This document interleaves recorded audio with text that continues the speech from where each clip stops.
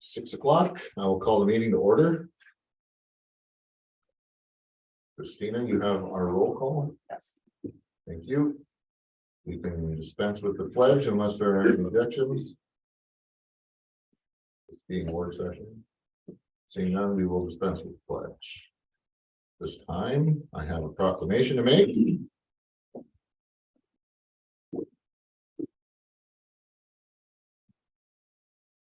Well, no, that's on that. Oh, your front half is. You kind of. Everyone can hear you. As mayor of the city of Blackduck, Minnesota, I, Maxwell Gillette, proclaim May 22nd, 2023, Maximus Catullus Day in the city of Blackduck. Whereas in a recognition of Maximus Catullus's outstanding achievements at the local, regional, and state Minnesota spelling bee, and as a community member, this success represents our city at a level that deserves sincere accolades for his accomplishments. And whereas Maximus Catullus has made history as the only Blackduck or Beltrami student to advance to the Scripps National Spelling Bee. And in achieving this prestigious level of achievement shows the public how important it is to strive to believe in oneself. Furthermore, as Maximus Catullus has earned his way to the Scripps National Spelling Bee in Washington, D.C., the city of Blackduck wishes him good luck and proclaims May 22nd, 2023, Maximus Catullus Day. Go to Washington, D.C. and make the city of Blackduck proud. Proclaim this 22nd day of May, 2023. And I will make sure he gets this.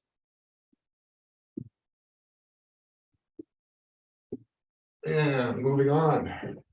Approval of this evening's agenda. I move we approve this evening's agenda. Thank you. Do I have a second? Second. Any discussion? All those in favor? Aye. Aye. Opposed? Hearing none, agenda is. We can move on to item 3. Engineering firm presentations. At this time, I'd like to welcome more engineering, Yes, John and his team, and turn the floor over to you guys. Sounds good, thank you. Okay.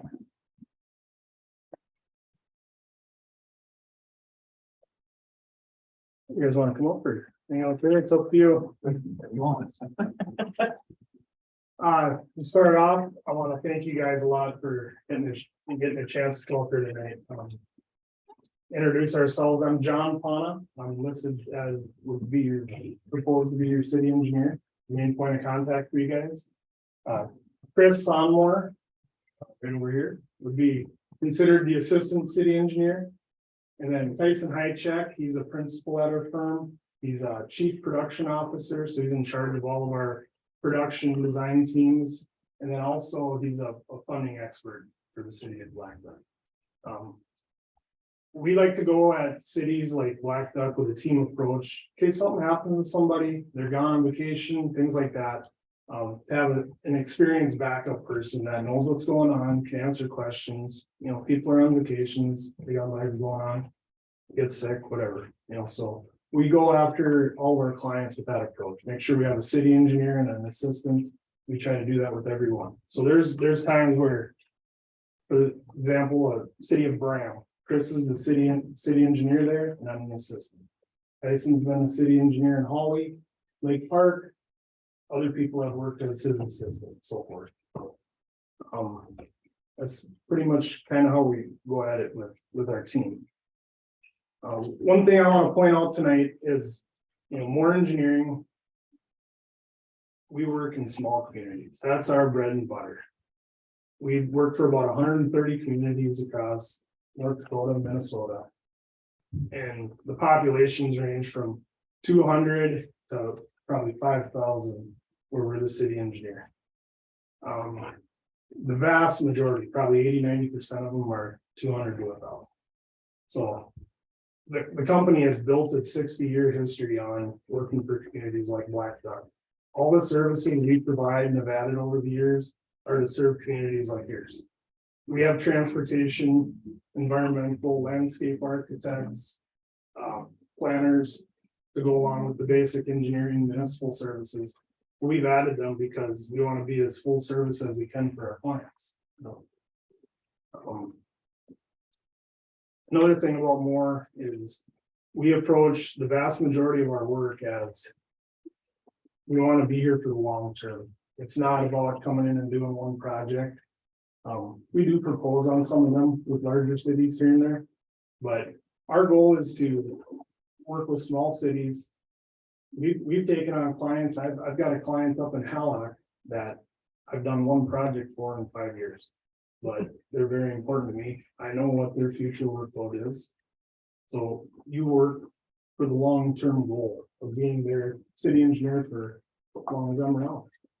That's what our company's done for years. It's about the long-term approach. You know, it's not get one big project done and move on. I mentioned it before. We consider ourselves a full service firm. You know, if you guys have an issue related to engineering, we're going to find a way to solve it for you. One other big key point for Moore Engineering is we're very proud to talk about it is our funding and how we look for funding for cities. We take the approach of, like, if you have a simple water and street project, there's some basic agencies we can go through, get you funded relatively quickly, probably get some loan forgiveness potentially or for grants. But we like to take a project and funnel it through all the avenues and package together the best project for the city. It may mean that we don't get a project done in 1 year or 2 years, but it may take 3–4 years to get the best financial package that makes the most sense for the city. Like, and it kind of revolves back to that long-term approach. We're in no rush. If you guys aren't, it's just figure this out the right way and not hammer something through just for the sake of doing it, just because there's a few dollars sitting there. We have projects where we've gone through the PFA, teamed it up with a Safe Routes to School grant, maybe some DOT funding. Just kind of look at the whole project together and see how it can work together to get the best package for the city. And that's really what we're looking at doing.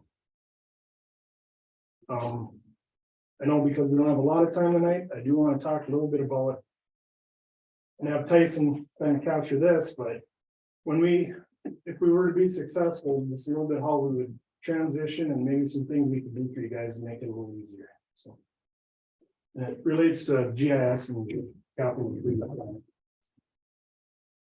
So yeah, my name is Tyson Hychek. I'll kind of pick up from where John was talking here. A couple things that are important, you know, if we're successful to come in is doing a solid transition plan. Big thing about that, and the reason why we like to do that is because the better we understand what you guys are looking for and what you want to accomplish and the needs of the community, the better we can tie that to funding. We've got funding specialists that we've added more recently over the years, but one thing that made us really good at funding is all of our engineers, for the most part, and our project managers understand funding. And so we don't just have one person that's chasing legislative funding, right? We do have people within that group that are helping to stay on top of it and look out for it. But when we talk about a funding package where we tie it to the actual project, our engineers have a very good understanding about how the funding system works. And what's important about that is because there's a lot of nuances that go along with the different funding packages. And a lot of times we're layering different pieces in. If we're getting state, and deed with PFA, you can wrap all of those different packages in together. And if you don't understand how to maximize those packages for the benefit of the city, sometimes they don't work out as well as they look like they'd be.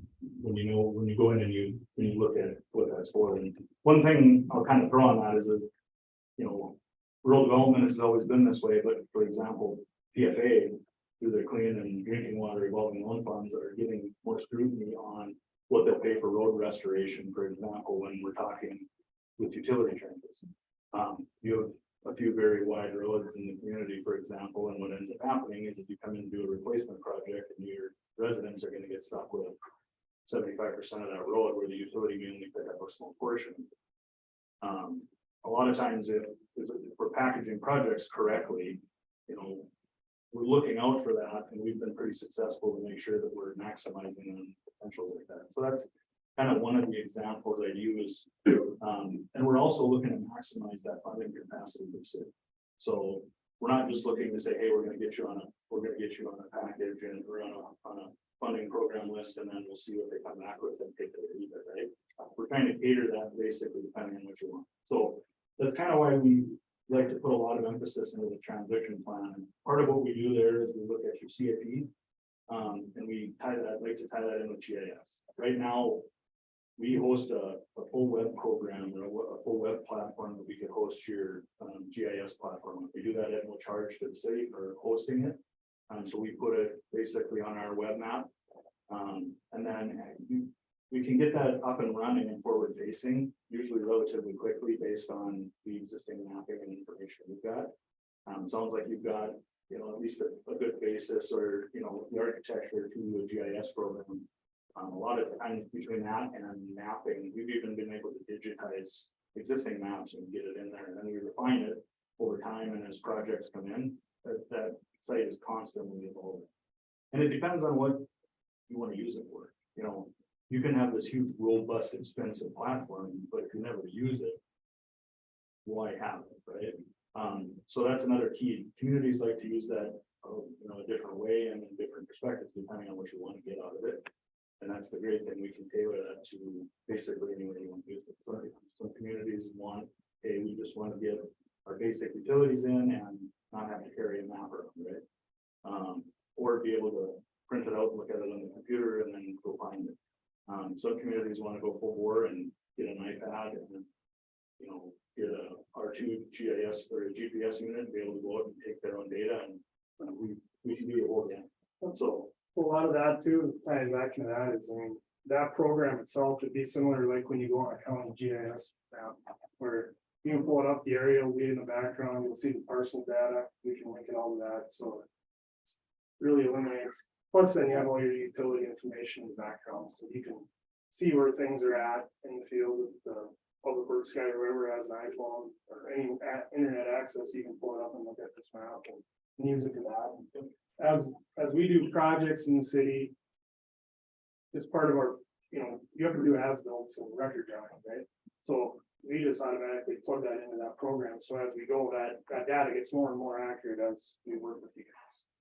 we can layer in record drawings. Some communities we're putting all their televising in. So you've got your most current televising, you're putting in reports, so you basically look for the condo system. Yeah, so basically you can go in and click on a street, and there'll be a little file link, open it up, and you could have your old record drawings there that have been scanned in. Or time maps there. Or like you said, televising records. If you a televised sewer man want to be able to see something more photos. Let's say you dug up a water main break, you wanted to remember where it was or what it looked like. You can store that stuff inside that file. It helps eliminate a lot of lost records. And as people move on and public works people decide to go elsewhere, it's really valuable to be able to pass that information on, because the guy that's here doesn't need that, but the next guy does. There's no doubt about that.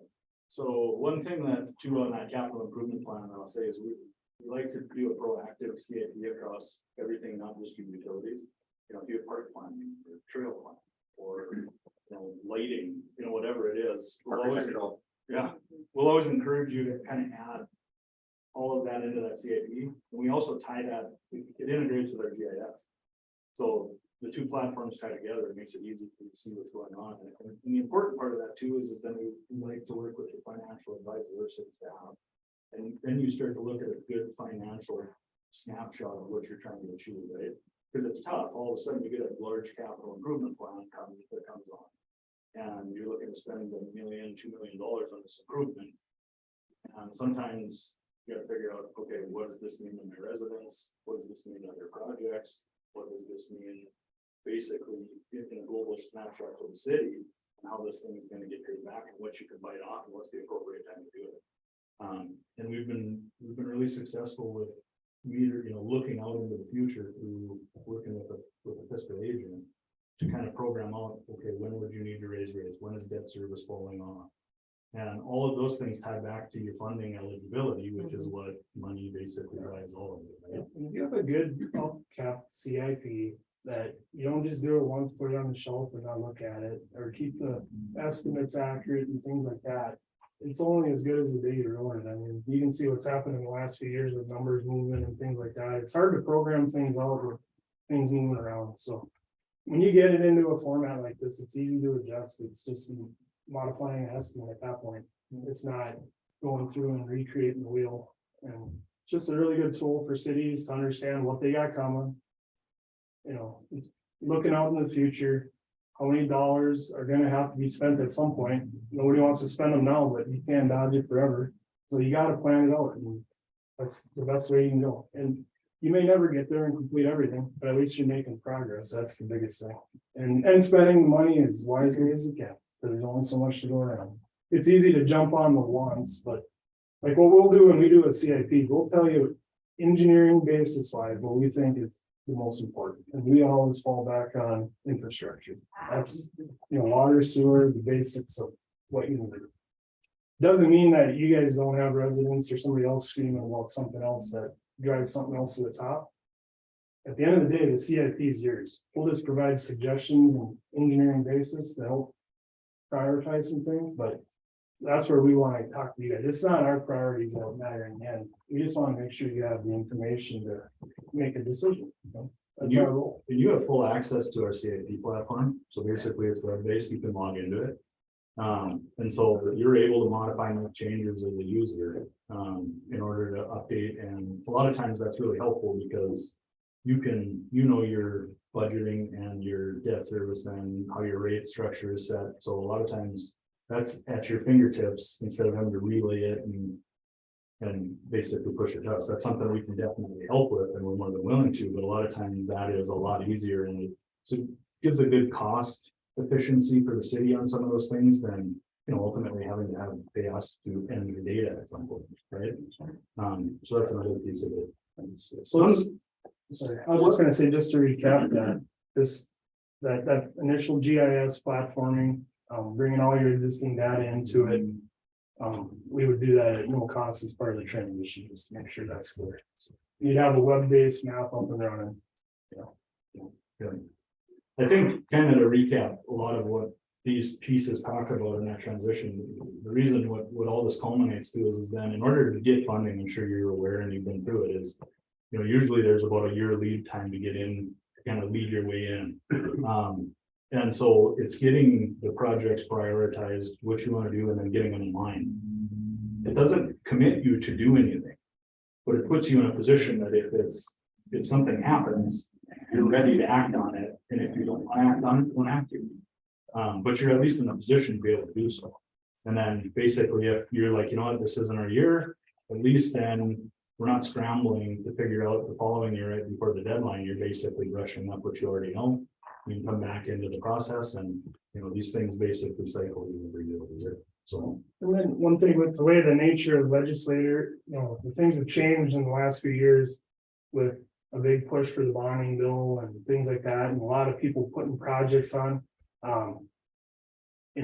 We've been doing that for our clients as well. We've been working with a group to help steer projects towards potential bonding dollars. So we're looking for all the avenues, like I said, and honestly, cross your fingers, but slowly they vote tonight, and we have 2 projects sitting in there right now. That one is for the city of Swanville and one is for the city of Brown.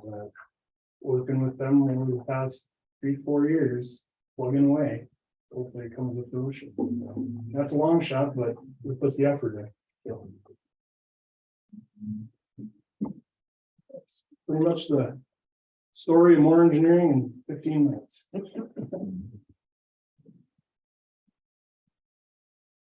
So I don't know if you guys have questions for us, or if there's anything kind of on your mind, or if you want us to just.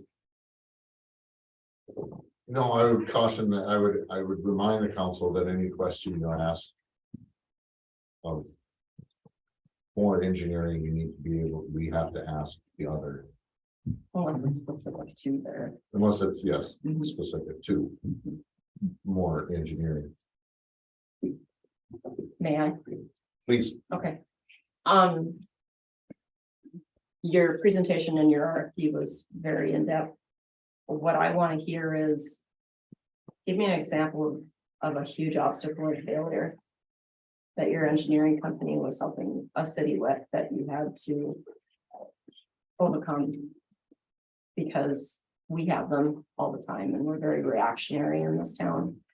And I'd like to see this town get to a point where we have a path that we can follow, but I always know that there's, like you said, you've got a path, but whether you act on it or not is always a question at that time. It depends who's sitting at the table, right? But can you provide, we always love to see the successes, but I identify much better with the issues that people have and how they got through them. Sure. Do you have any off the top of your head you want to pull up? Yeah, I hate to say, there's never a shortage of. No, there isn't. Yeah, because we face them too. So, and I just think that that's something that we can identify with.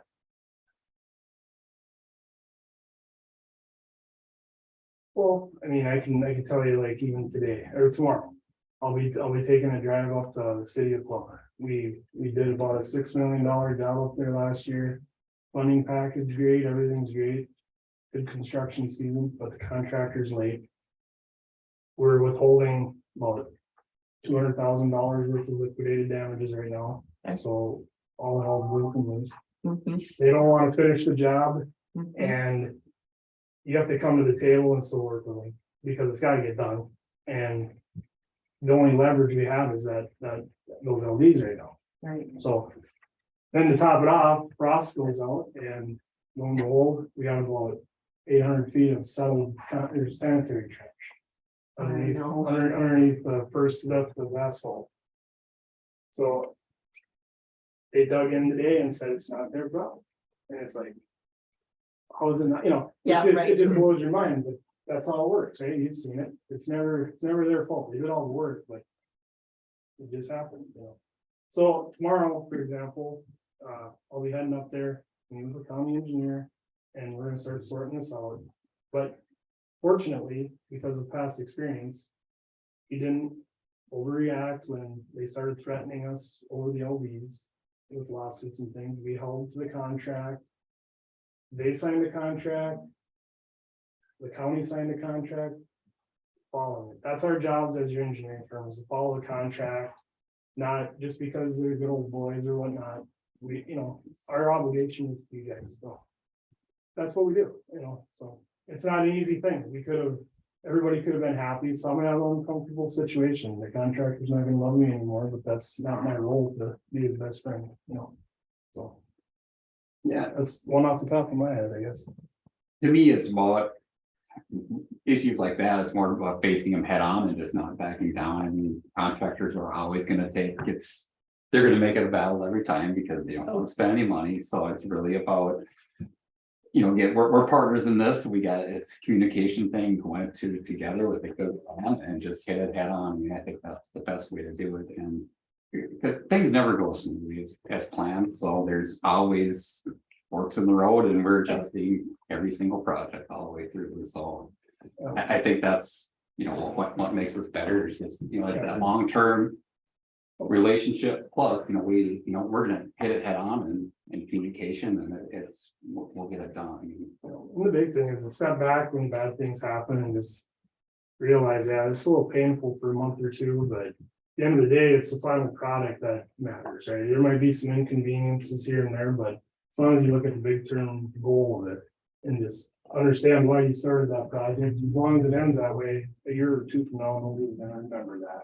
It's if everybody walks away ticked off and a lawsuit breaks out and whatnot, that's when everybody remembers.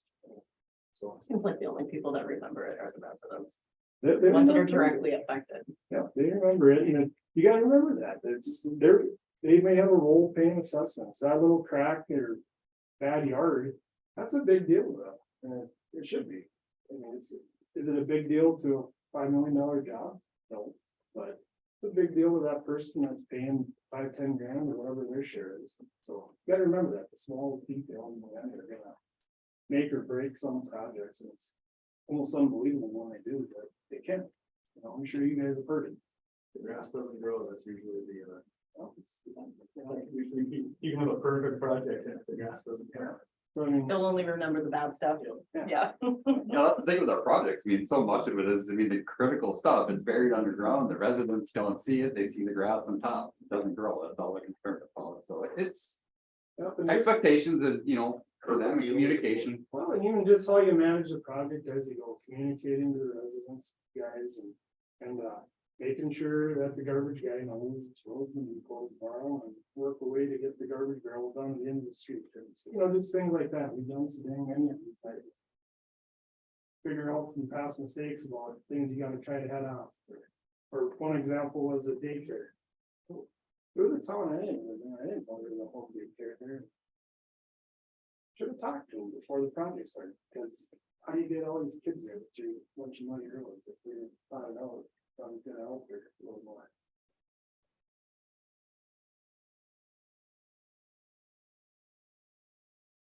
Questions? So what is your company's availability and plans on being available to attend city council meetings here? Sure, I'm available whenever you're at your request. I mean, I wouldn't plan to come to every meeting. I would if you asked me to. There's things on the agenda, projects active. Absolutely. If, it's really at your request. I see, and that's early on, there probably might be more frequency just to get to know you guys, understand how you operate. Let's make the best use of all of our time. And whatnot. I would rather come up and maybe spend the day with some of your staff during the day when we can get a few things done. Sometimes too. But absolutely, when there's things that you need or you guys want me here. I'll be here. And I think that's part of our transition too, there's probably not gonna be something going on right away. That's what we need to do to understand and learn the community. We need to get here and be part of these conversations, and that's how we determine what your needs are and how we address that with funding and infrastructure and what direction we go. So it's us kind of learning about you a little bit too. I think it really depends on, not so much the council meeting, but the whole.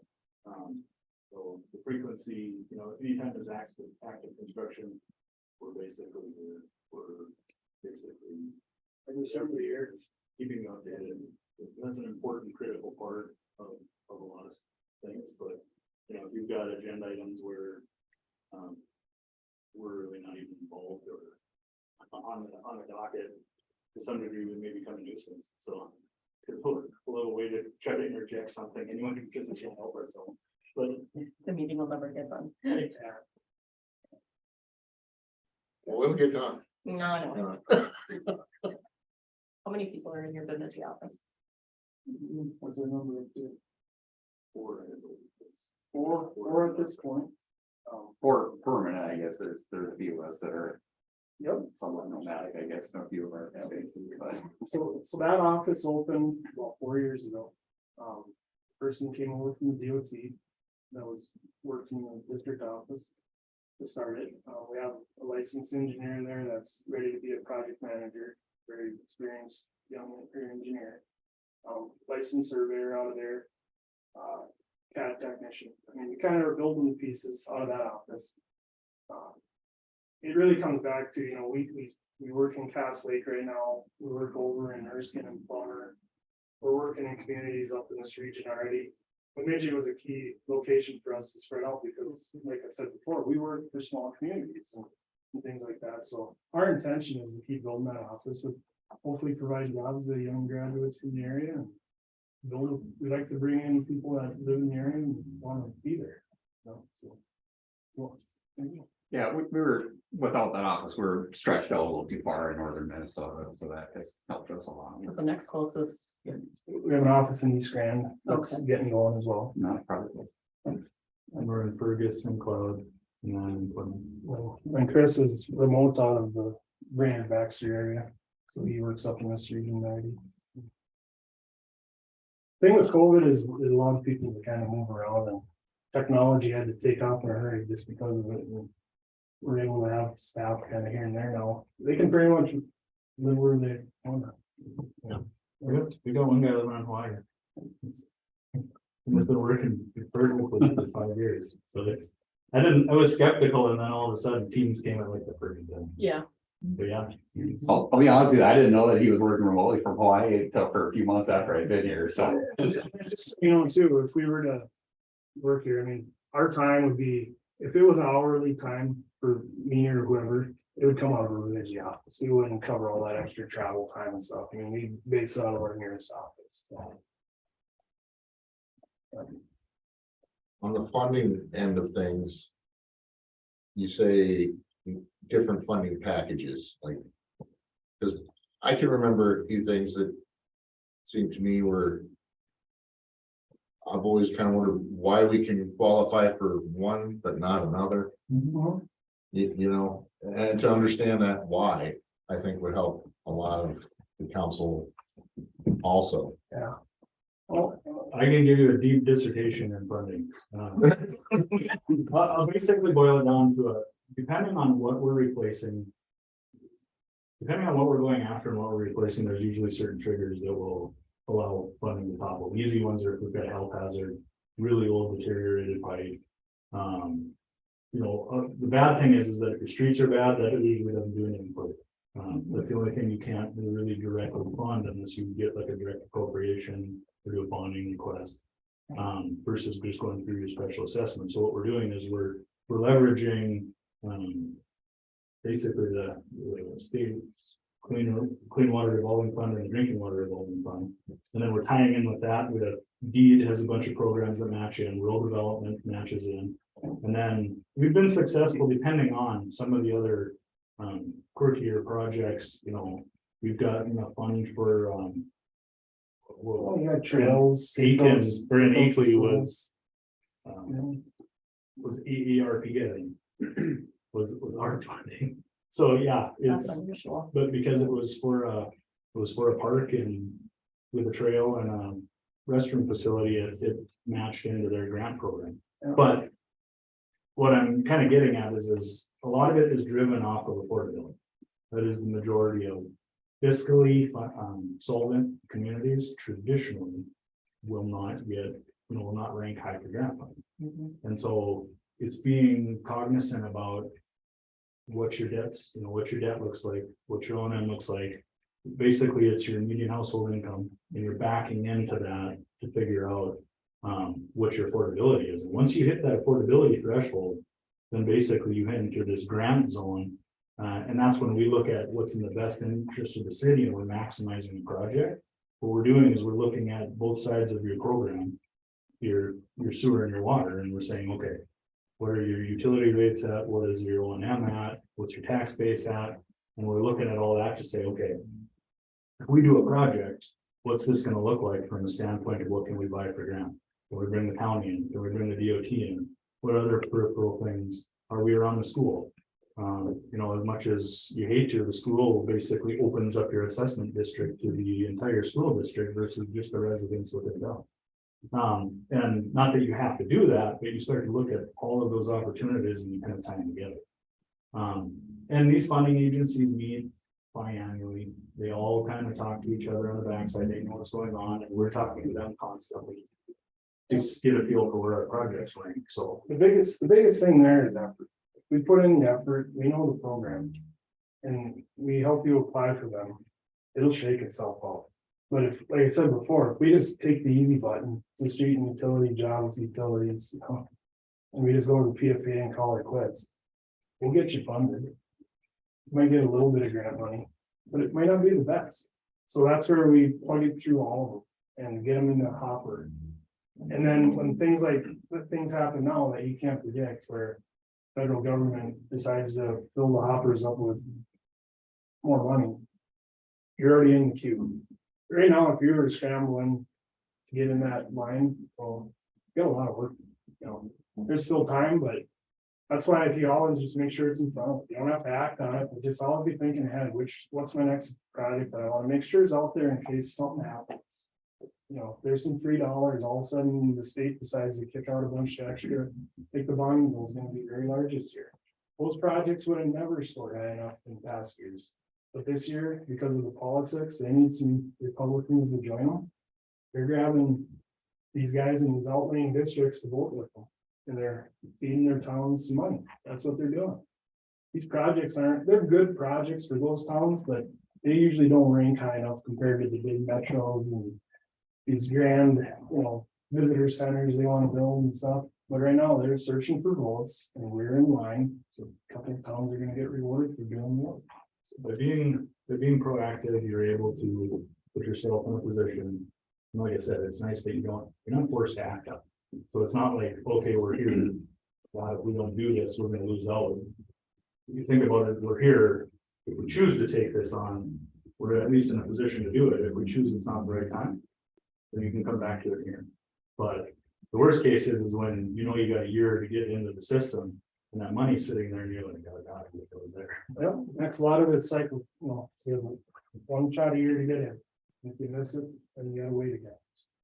I think one of the other things too, that, we're never gonna come and tell you that, oh, we'll guarantee you this much loan, this much grant.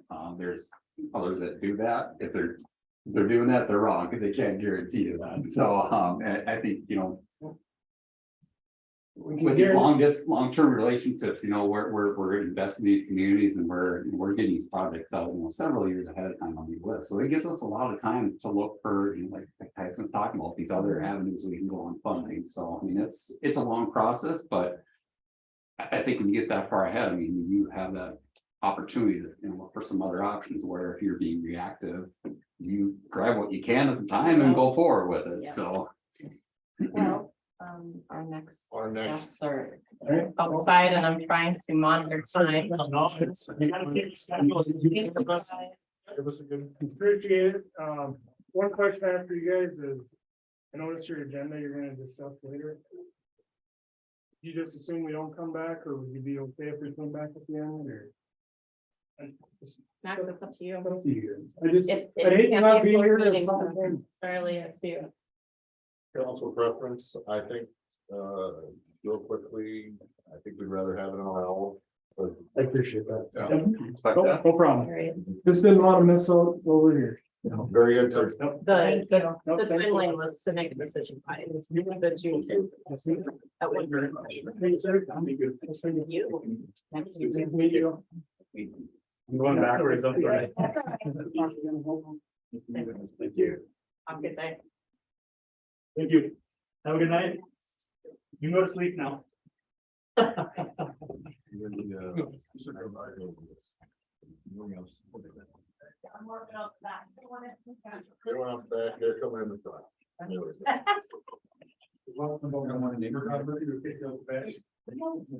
Some kind of revolving. Fine in here. You feeling your.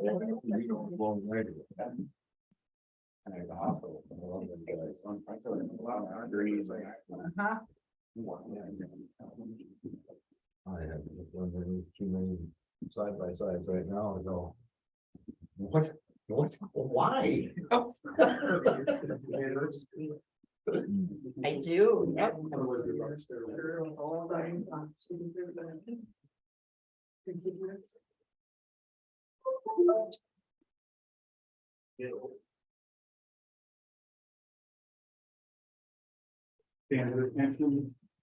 Please do.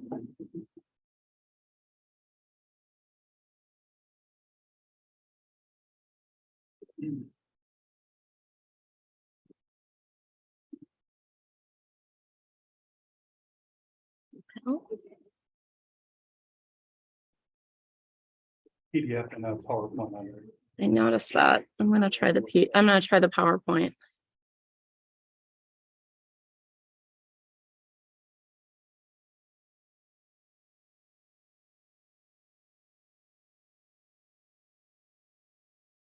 There we go.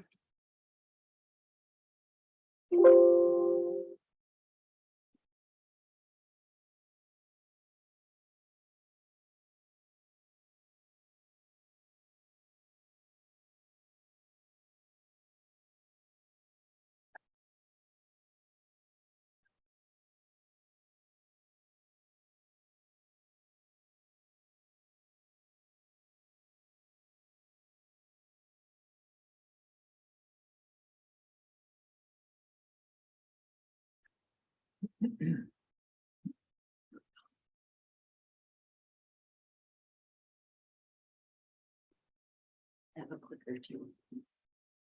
Just gotta find it. There's no. 150 or something. In 20 minutes. Yeah, you guys can start and I'll get you your. I'll go ahead and get started. My name is Mike Carpenter with Carpenter Engineering. Been here for 4 months listening and understanding how you folks operate and communicate what's important to you, what direction you're going in, what, more importantly, what you're looking for in a city engineer to make sure to see if you're going to what you can provide. If it's okay with you, I wanted to run through a presentation and maybe leave more questions at the end. I mean, we did provide the RFP. We can certainly go through and regurgitate a lot of the stuff, but everybody read it, so they understand who we have sitting on the team. But with me today, I brought Keith Kennan. He's our landscape architect, environmentalist, and all things City of Boston guru. Jerry Boland, staff engineer, and then Michelle Landsberg from the Boston area, from the grant funding angle of it. So appreciate the opportunity to be in front of you and share who we are in more detail. Appreciate the opportunity of being down selected into the three and have this opportunity to sit in front of you.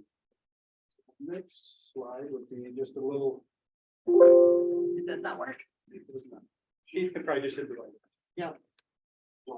There we go. Perfect. That's what I was happy to see there wasn't much. So obviously, Carbico Engineering, Carbico PA is the name of the firm. I intentionally started the business back in 2006 to be different than what I felt my competitors were at that time and still today. And you're going to hear a lot about it, and it's the way that we communicate, the way that we do our projects. I think it stands out amongst our competitors. To me, it's low-hanging fruit. It's common. In today's world of social media and how you're supposed to be communicating, nobody picks up the phone or takes a hand and communicates in the old-fashioned way. And I think that's our approach. It's much different. So we have a staff currently today. It's of 11. We've been up as high as 35. It fluctuates with workload. Before we used to have an office in Minot, but everything is back to the home range. We're in Bemidji, and we service our area that we think we can be most responsive to our clients is within an hour and a half. Lots of opportunities sitting out there, but I think it's unfair if we're chasing some 3 hours away. I can't be here in a moment's notice. We don't know the people that are in the communities, contractors, suppliers, with different folks. So it's important for us to be protecting that home area. So like I said, it started in 2006, and this is our 18th year of business. Our baseline of work is civil engineering, surveying, environmental and landscape architecture. We're a local firm, and we pride ourselves on working with the local communities and giving back to the communities that we work with. Just to point out a few examples, we are a supporter of the Blackduck robotics team. We believe in that program and a lot of the communities that we work with. That's the next level of where we think the world is going into. So it's when we give, it's to that next generation coming back up to hopefully make sure they come and work for engineering firms, or at least they have that opportunity, but to instill that sitting into the youth. You know, I'm a hobby farmer on the side, so I do a lot of business with the Blackduck Co-op and dealing with Terry and how to be putting certain stuff on my fields and working with the businesses sitting up here. Harder to do when you're 3 hours away. So that's my point, is being a local community partner sitting in here. Another team member that we have is EAPC. We don't have a member here from them today. It's important they're part of our team, but given and listening to everything that you're working on, we didn't bring them here, but they're an architectural firm, mechanical, electrical, plumbing, and structural, based out of Bemidji. We do a ton of work with EAPC, so our staffs understand how we work, how we're drafting, how we communicate, how do we run projects. So they're an important part of the team as well. And with, like I mentioned, Michelle is right out of the Boston area, started in 2005. And does a lot of work with planning and grant writing, working with a lot of smaller communities, primarily west. Anything else I missed? Oh, that's good.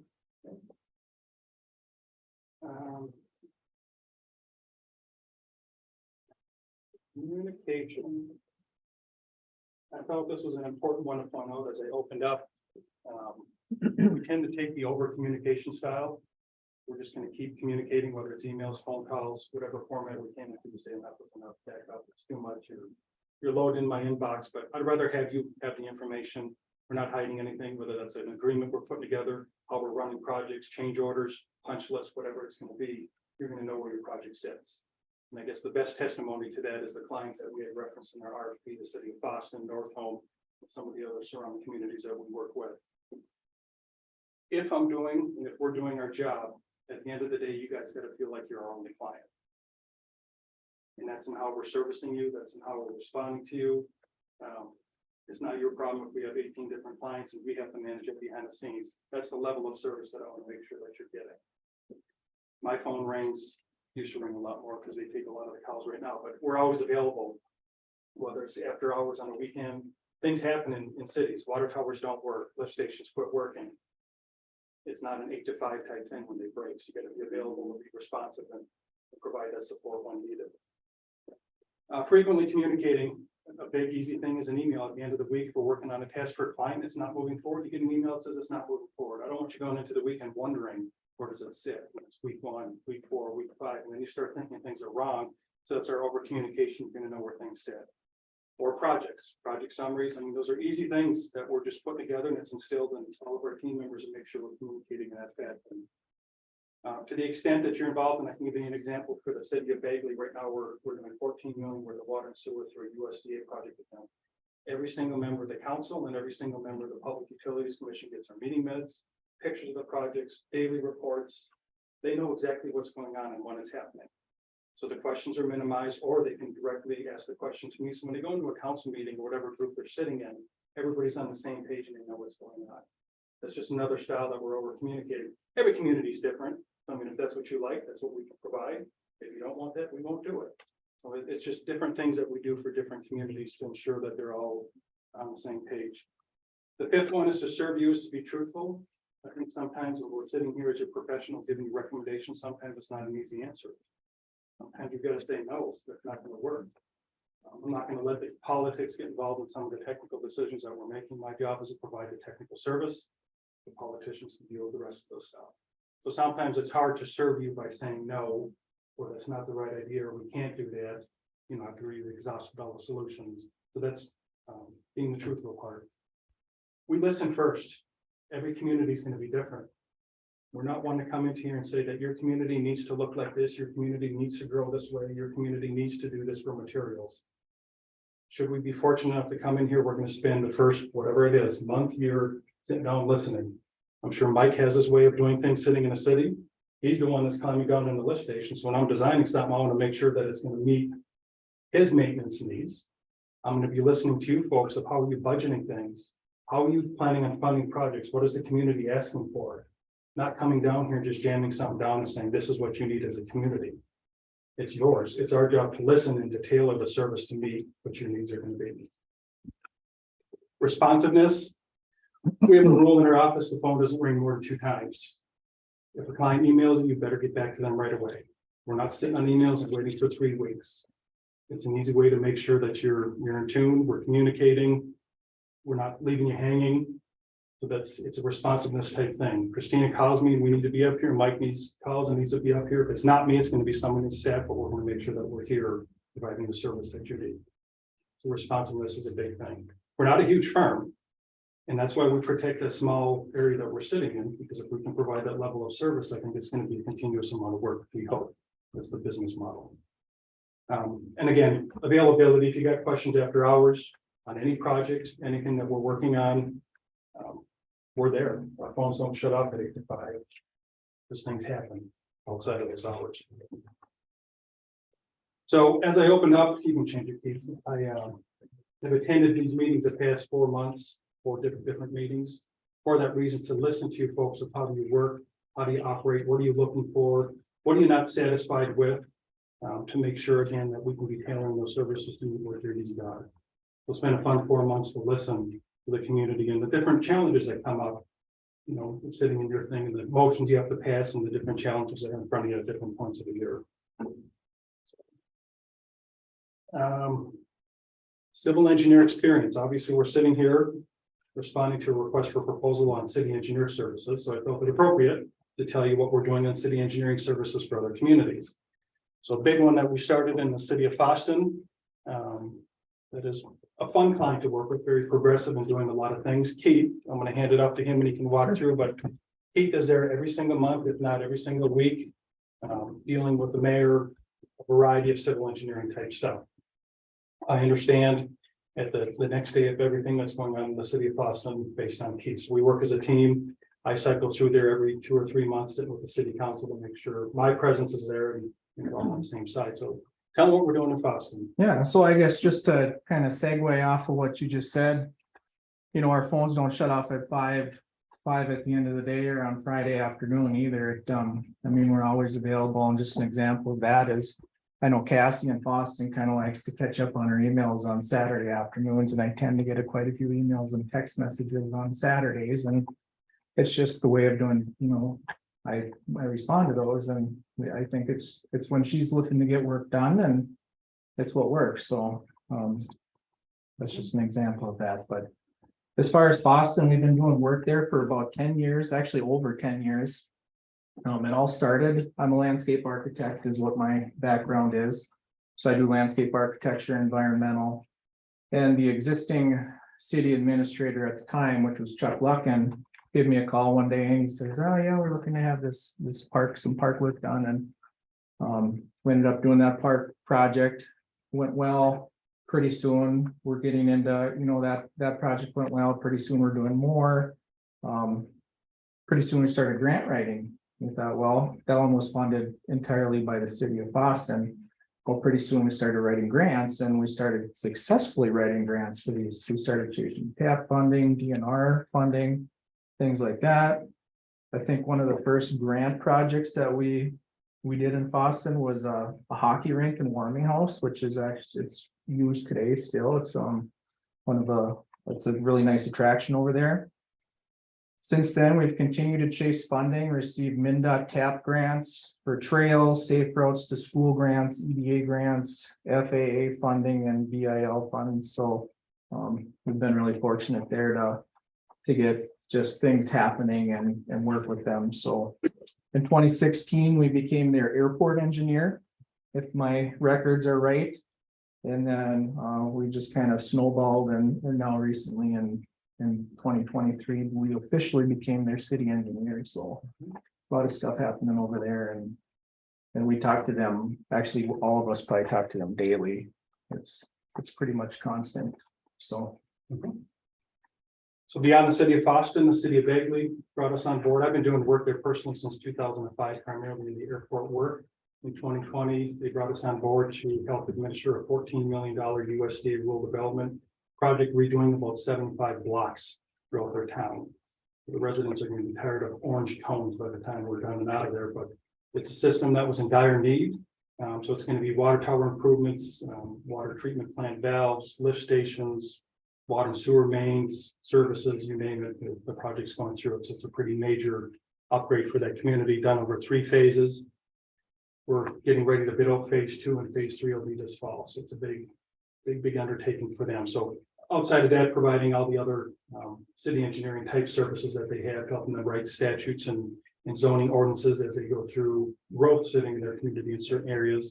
In the past, we helped them expand through one project on the industrial park. Team Industries is a big industry sitting over there. So they're continuing to buy different things. So helping them in different areas. Again, grant writing. We know clients can't do a lot of stuff unless they have the funding to be doing it. So a big portion of what we do is trying to find, turning all those baskets over, trying to find every dollar that we can and maximize the amount that can be provided to the community and less that you're putting in the local share. And that could be a variety of things. Sometimes it's multiple funding agencies that are putting stuff together. So we'll hit together here in a few slides of how we're going to get to that point. But Bagley is another one. City in Northholm, we're on the tail end of wrapping that one up. So that was a $5+ million project in a small community. So I went through Bagley every time, or through your community every time I headed up there. New water tower was constructed. I rehabbed 5 different lift stations and did a number of blocks of water and sewer. I mean, taking 2-inch water mains that were clogged up with orange stuff to where it sits right now, we're getting complaints that the pressures are too high. They're not used to it. So I mean, it's fun to be involved with it and change how a community is operating, and you're changing water safety and quality, a lot of different aspects into a community. So a lot of hard work in the grant writing, and a lot of these agencies, there's boxes of paperwork that come along with it, but the end result is a better community and what we're working with. So in other cities that we do work with, in the past, we did some work with the city of Clearbrook, doing the bike trail and some other stuff, the city of Bemidji, help them. I mean, they have a city engineering department, but sometimes there's more projects than what they can handle, so they can sort that stuff out. But I've been personally doing stuff for the city of Bemidji. I moved to the area in 2002, so doing work over there as well. Some big stuff, some small stuff, a variety of different things. But I guess the point I wanted to make is from the big communities to the Washkish, we're doing ironically a lot of stuff up in Washkish right now, and they're able to find the funding. So that's going to be a metropolis between here and that pretty soon. So it takes an understanding of those different communities to make it all work. So for our approach, because I want Jerry to speak, he's going to walk through how we would tackle if we became fortunate enough with your city engineers. So, like Mike said, Jerry Bowen, civil engineer with Cargill. Been here for numerous years now, but any project we start in a community, we like to sit down with public works or the council and, get a general understanding what the city wants. What are the needs, what are the current condition of the infrastructure?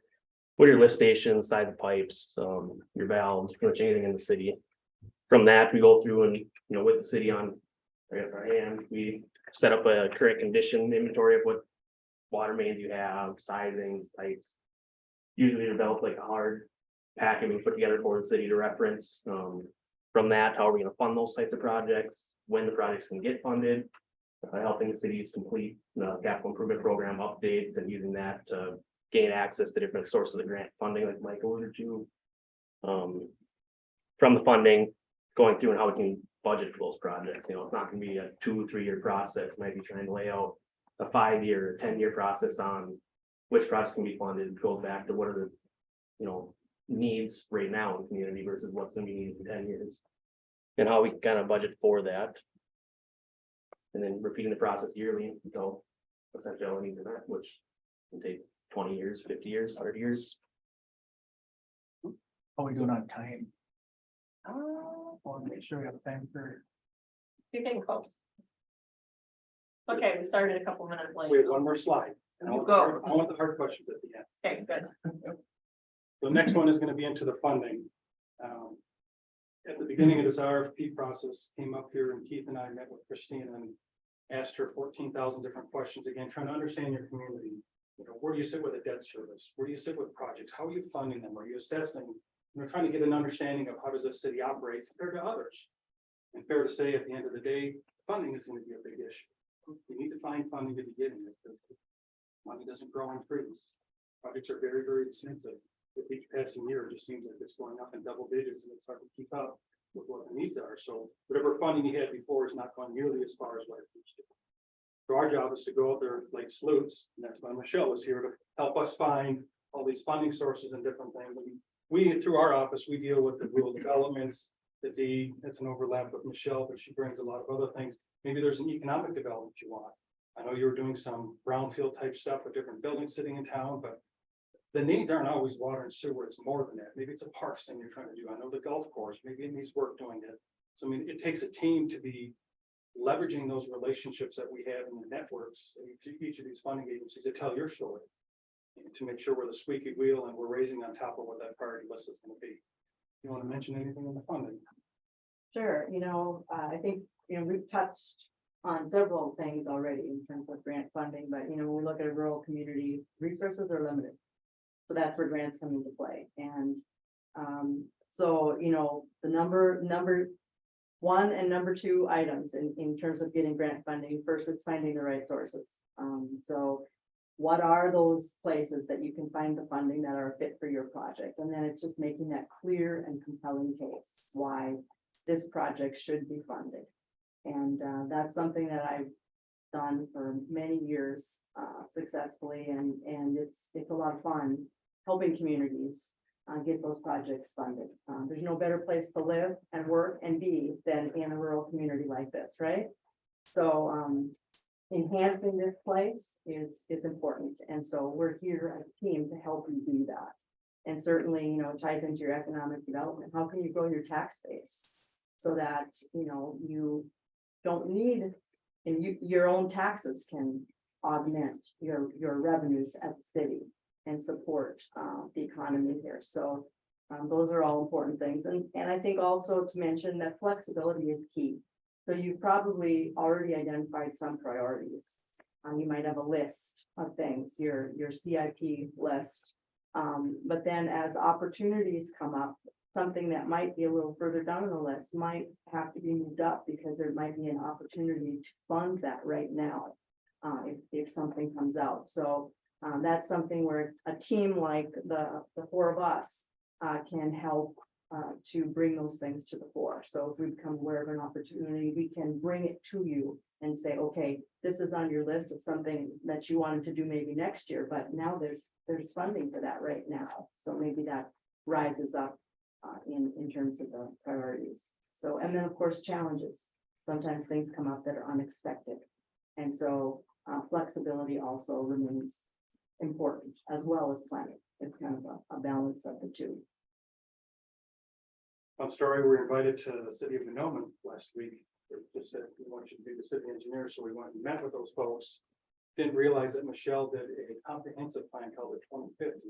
It literally pulled the back page out of that plan. She has a year-by-year step of how to get that community from where it is today to 2050 to meet their strategic goals that they put together. So that's her work that's guiding that city to meet the objectives that they have. So with that, questions?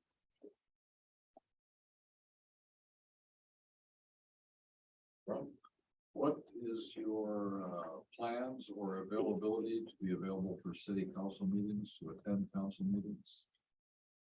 That varies in every community. I can tell you how the city of North Home operates as an example.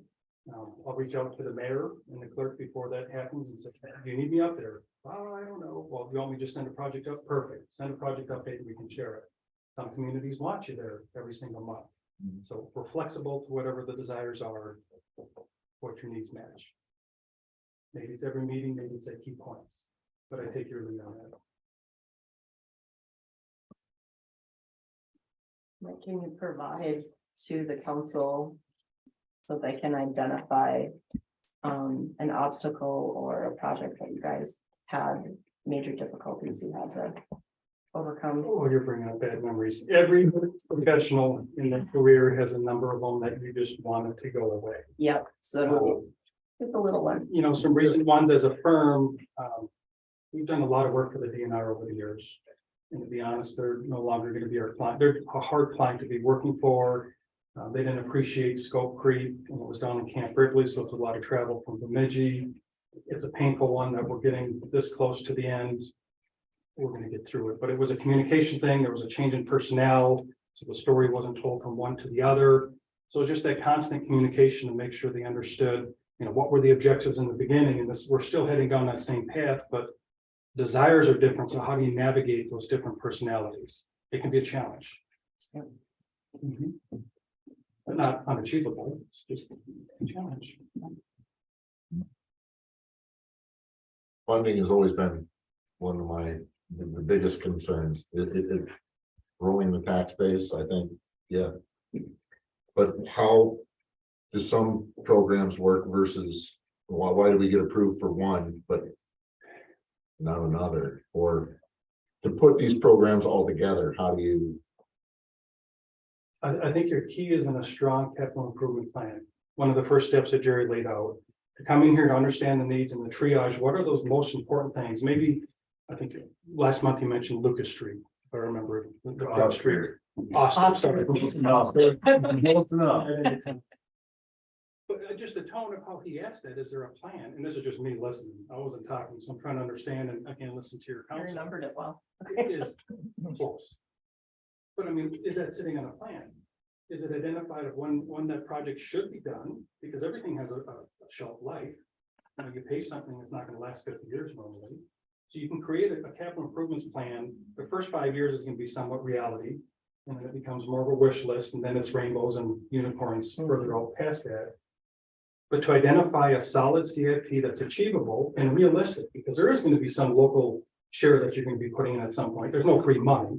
So what can you afford to be putting into it? And then to take the solid capital improvements plan and start trolling all these funding agencies and say, this is what the needs are. You know, if it's a water thing or a sanitary thing, there's an intended use plan. There's a project priority list to the NPC and Department of Health. You got to get on those lists. Sometimes it's not overnight. It takes you 3-4 years to get to that point. When we did North Home, that took us 3 years to get a rural development grant. But that was constantly showing them what the need is, doing preliminary engineering reports, bringing the right people out there to show them some of the deficiencies. I think you just need to be a hound dog and keep, you know, representing you guys in front of those agencies and constantly telling the story. Because it's you and 4,000 other communities that are competing for that same dollar. So how are you going to be differentiated and stand out to make sure that you rise to the list? And like I said, it might not happen that first year, but you just keep telling the story.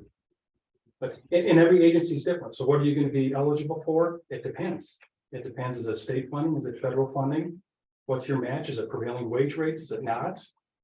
Every dollar has a different color, I call it. So it depends on what comes into your community.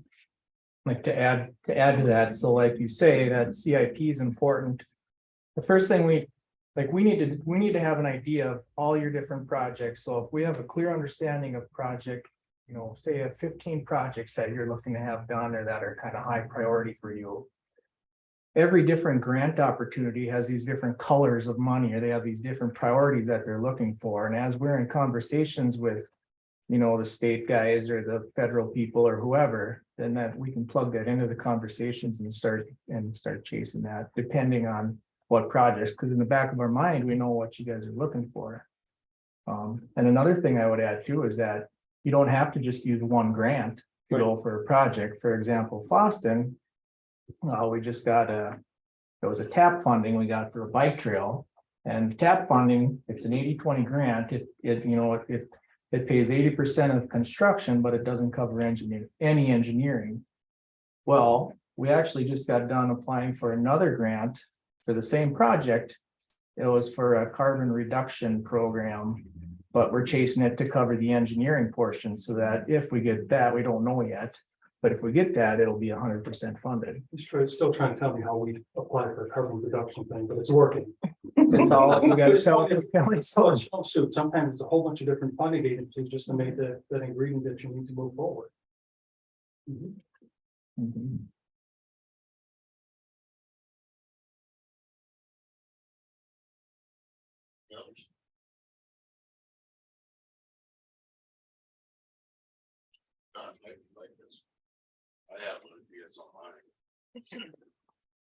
Just real quickly, 2 quick questions.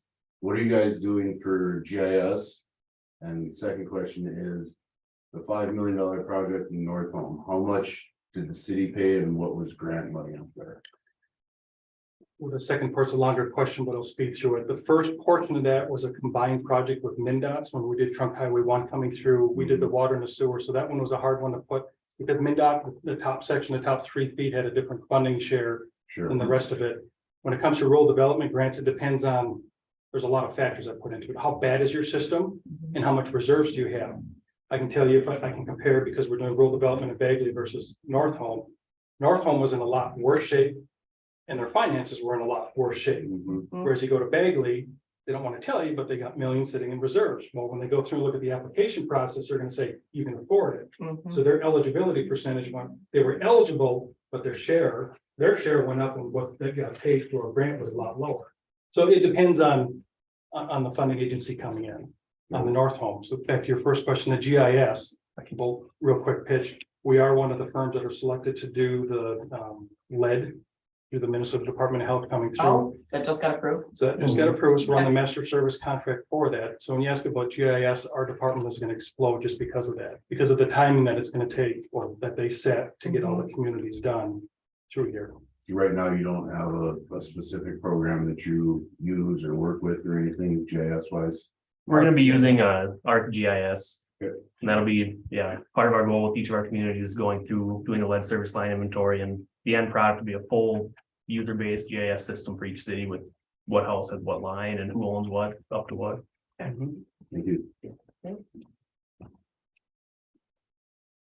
Out the back door. And with that, Sounds like that might. Didn't fit well. It goes on the alley. I appreciate you guys. You both stay. It's the side door, not the back. door. Sounds good. We'll go up this way. Whatever you call it. Nice to meet you. Thank you. Thank you. Thank you.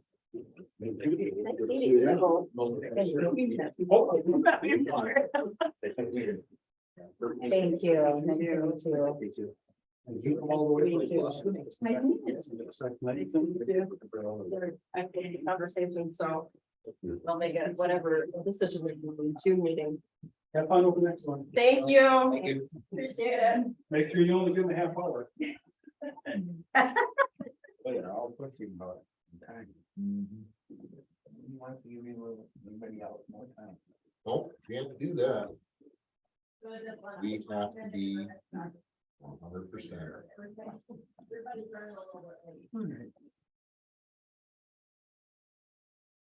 Get 5 extra minutes, get 5 extra minutes.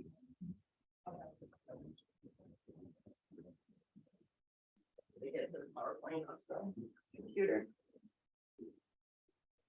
Something I don't know. Oh, yeah. Right.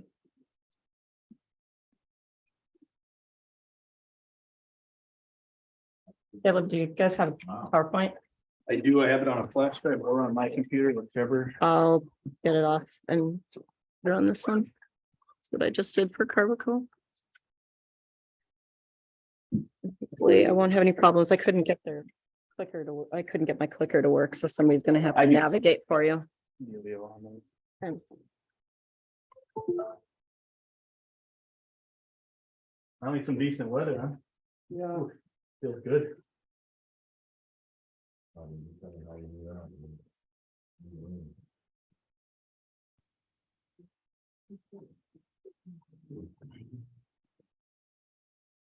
So representing you on a system.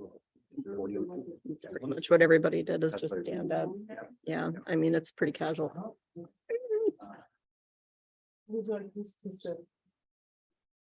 Oh, there we go. We'll sit over here.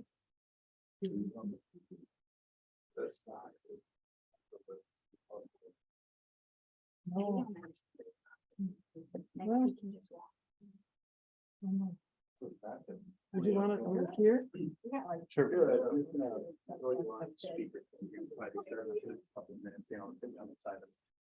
Mine was just. It's gonna be You know how much we fall away that day? Is that right?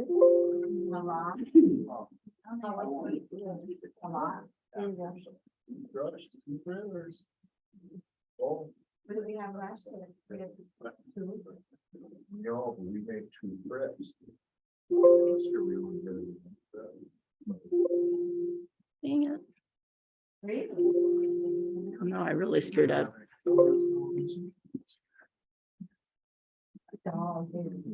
It's my sure was not. Yeah. Yeah, that's it snowed. Yeah. It was the snow on us. One of the things from this not really that are interesting. Oh. Not this. I'll do it every other. Or you want to stand and put in.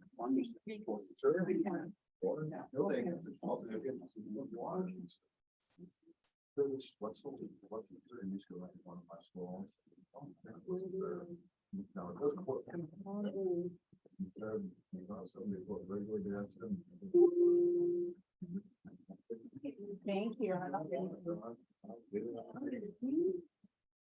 Well, I don't know what your system is doing to my system, but something's not Yeah, I working. can- yeah, pull it up on my computer, just- Then we might have to, because I can't even close your PowerPoint now.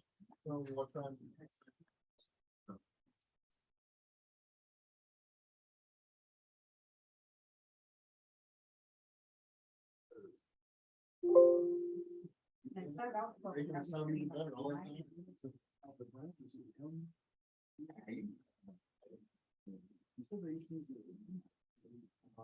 Exactly.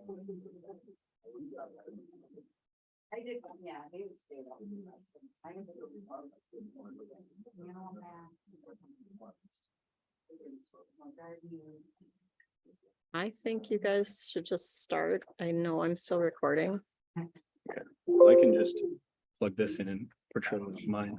You may have to, but the problem is that everything is. So, yeah.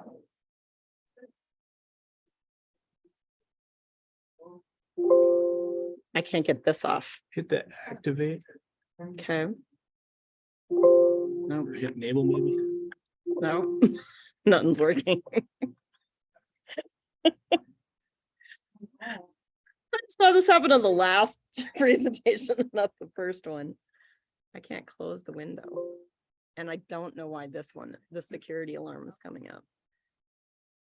So, yeah.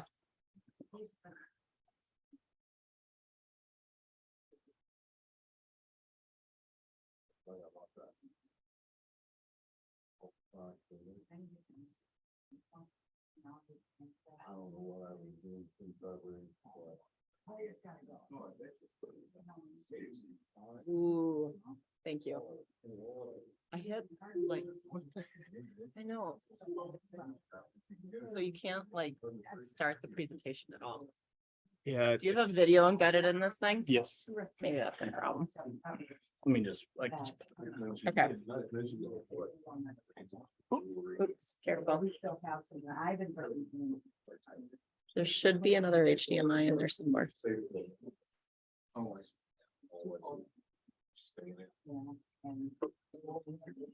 No, Yeah. one time. take, well, if you unplug mine, then I lost it, but I know that there's more than one.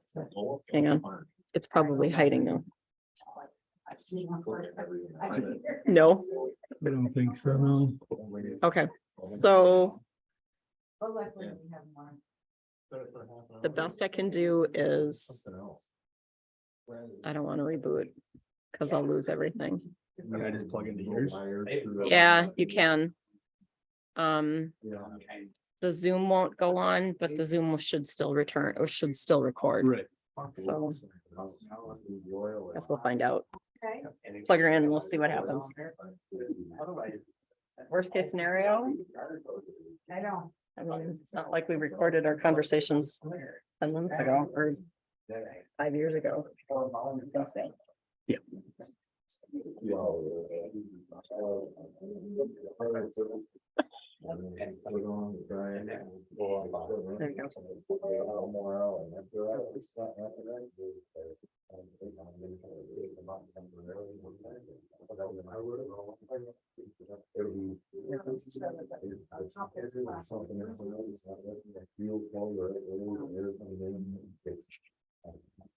There you That's the TV remote. There you go.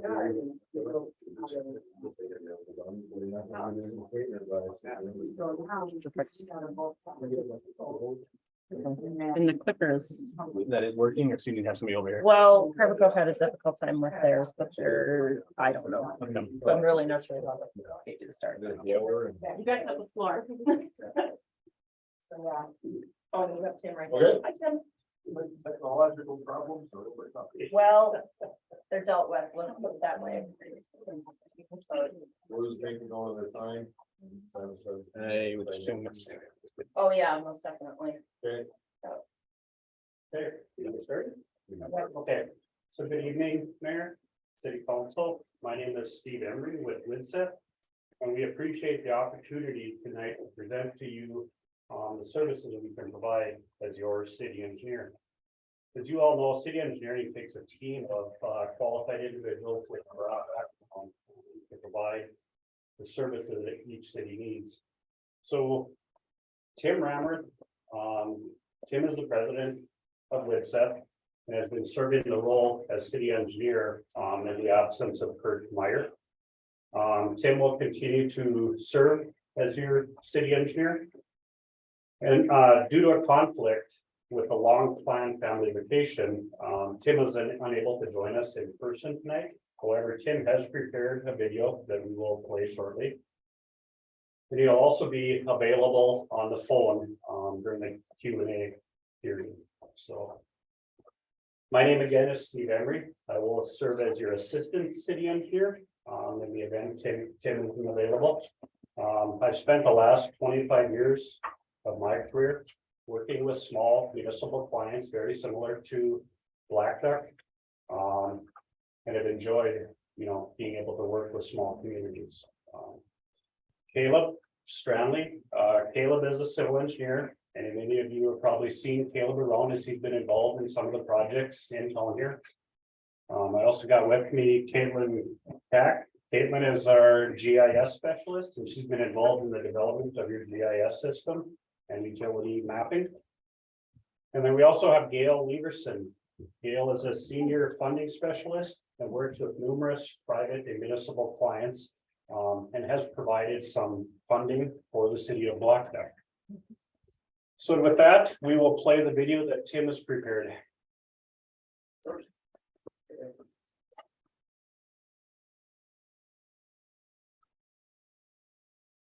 You know what?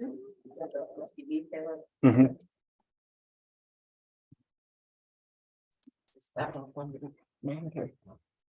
Shouldn't be. Well,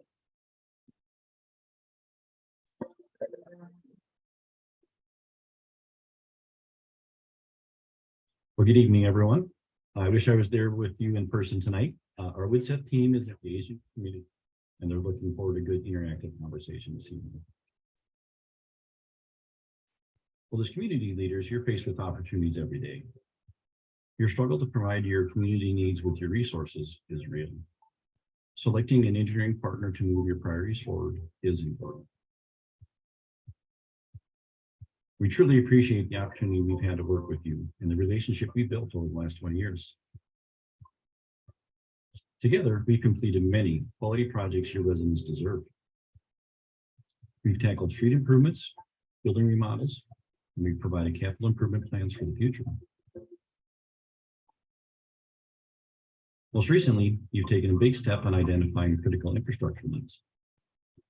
By developing a 20-year capital improvement plan, utility mapping with GIS, and a detailed assessment of your sewer and water infrastructure, a substantial list of needs has come to light. A partner, which is considered an extension of your staff, will be key in achieving your success. We understand the vision for your future. With our long history, commitment to the city of Blackduck, and our successful track record of assisting communities with these exact needs, we'd like to help you get there. Thank you for your trust in WITSEP. Back to our team. Take it away, Steve. So city engineering covers multiple disciplines, provide the needs of the community. And WITSEP is able to provide all of these services in-house, which I think sets us apart from other firms.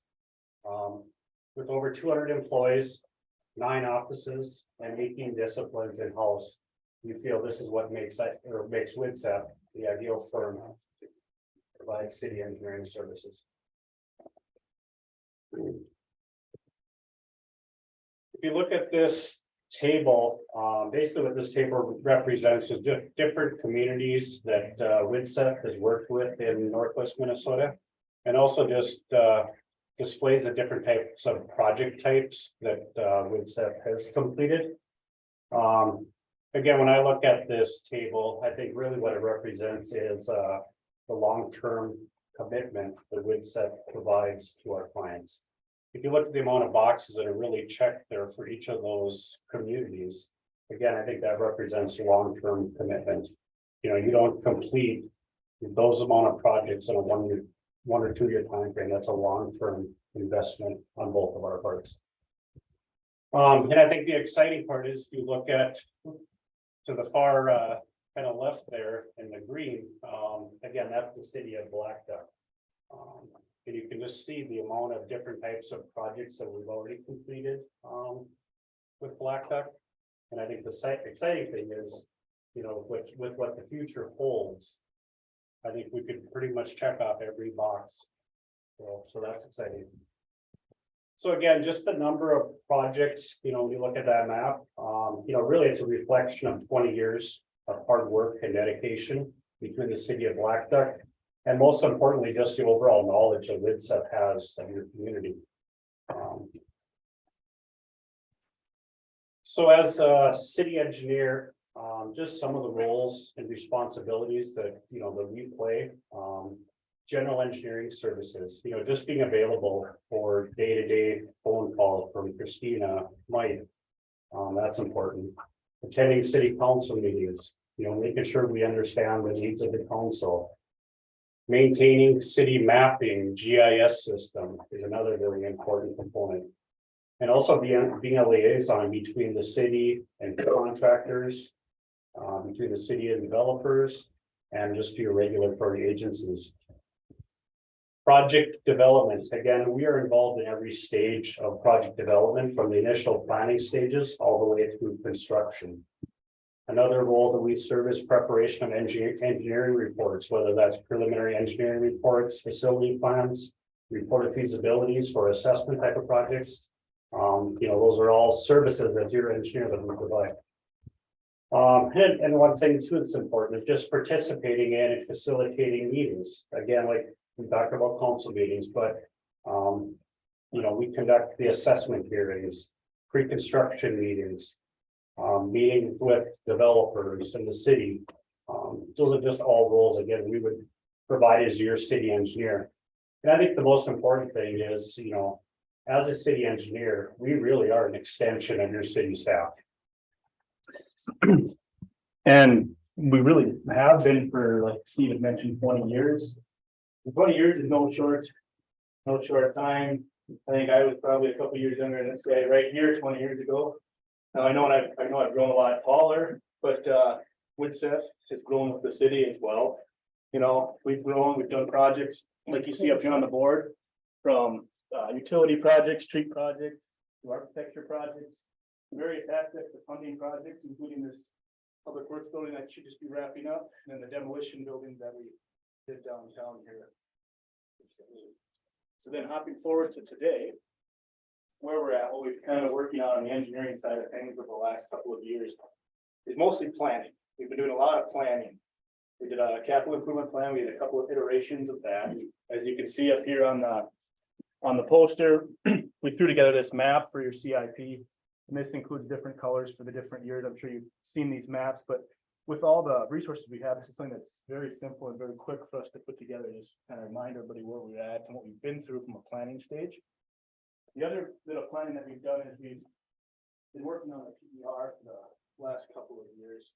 And this is the most comprehensive report the city will ever do. We're looking at things from your wastewater treatment to your water treatment to the entire distribution system and figuring out what is the most affordable, but also the best fit to meet the city's goals we've established here.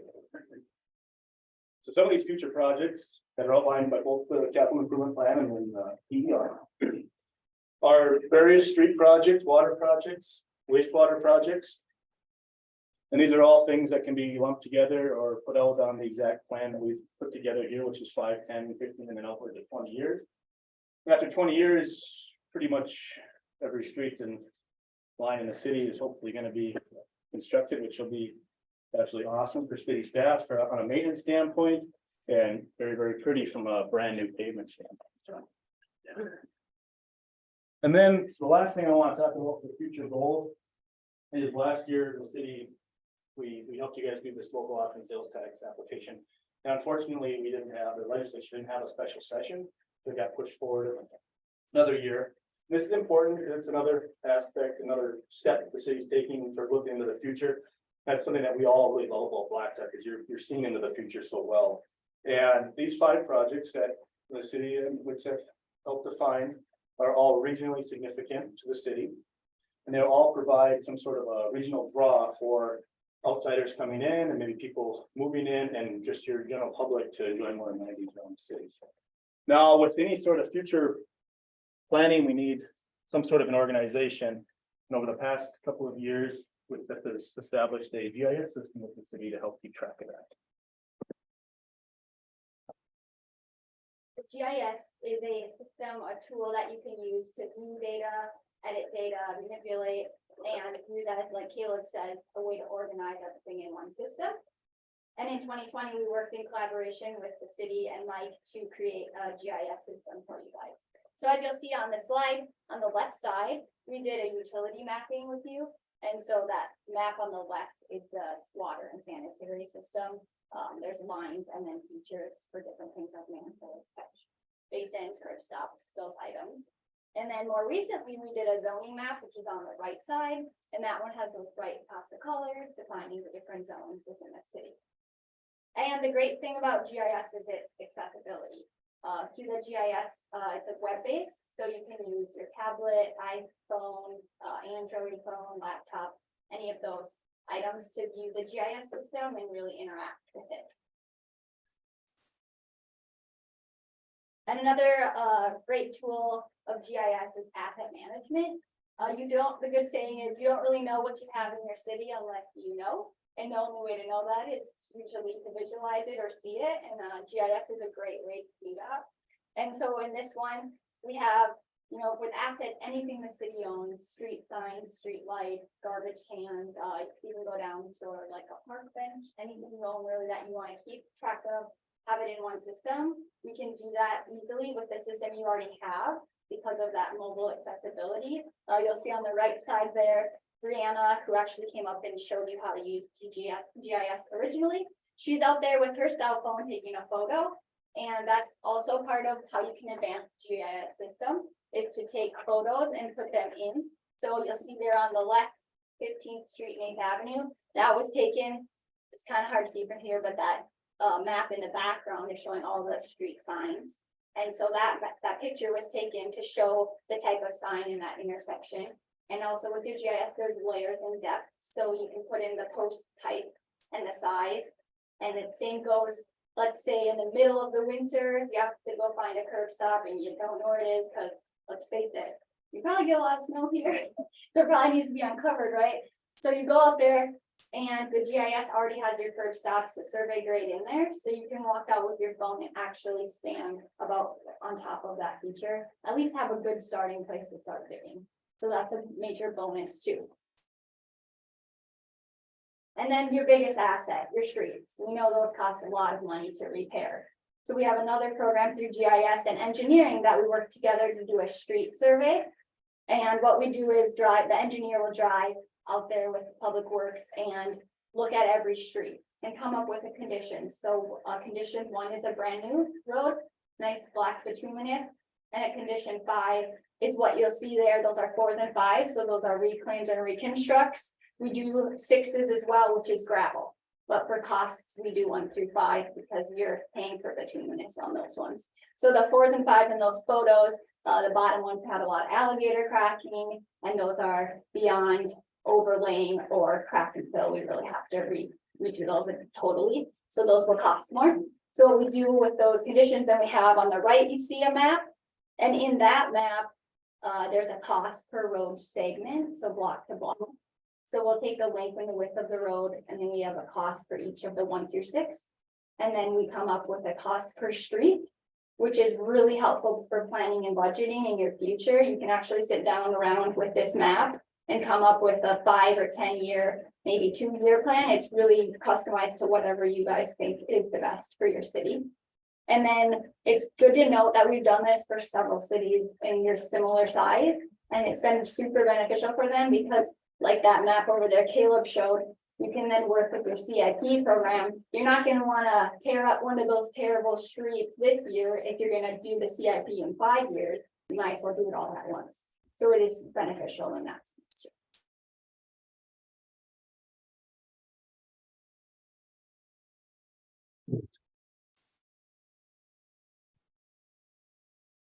Well, I'm part of WITSES and funding department. And our goal of our department is just to make good projects affordable for your city. And so we just like to work hand in hand with you to hear what your goals are for your city and look for options, just look for opportunities for you to make that happen. And we work with a lot of really essential projects with cities and water, wastewater, streets like this. And we look for ways to make it affordable for you. We also look at parks, streetscapes, economic development projects, and we work with those all the time. And a unique thing that we do is some smaller funding projects, which are really important to cities. They make a city a home, but playground equipment, internal trails, stormwater mapping, a senior citizen center, downtown sidewalks, historical buildings. These are things that we've had funded just this last year or two. And in cities just like Blackduck. And we really like this. We have long-term relationships with the funding agencies. And so for the last 23 years, I worked in funding. And these are state and federal agencies that I work with all the time. I call their leaders every day to work on projects in different cities. And they know me well and I know them well. And those agencies are the ones that want to make good projects happen in your cities too. And I understand the scoring criteria, which is really important, how to apply your median household income along with your operations and maintenance costs and debt service of your water and wastewater systems in order to come up with the cheapest funding scheme for you to get the projects done.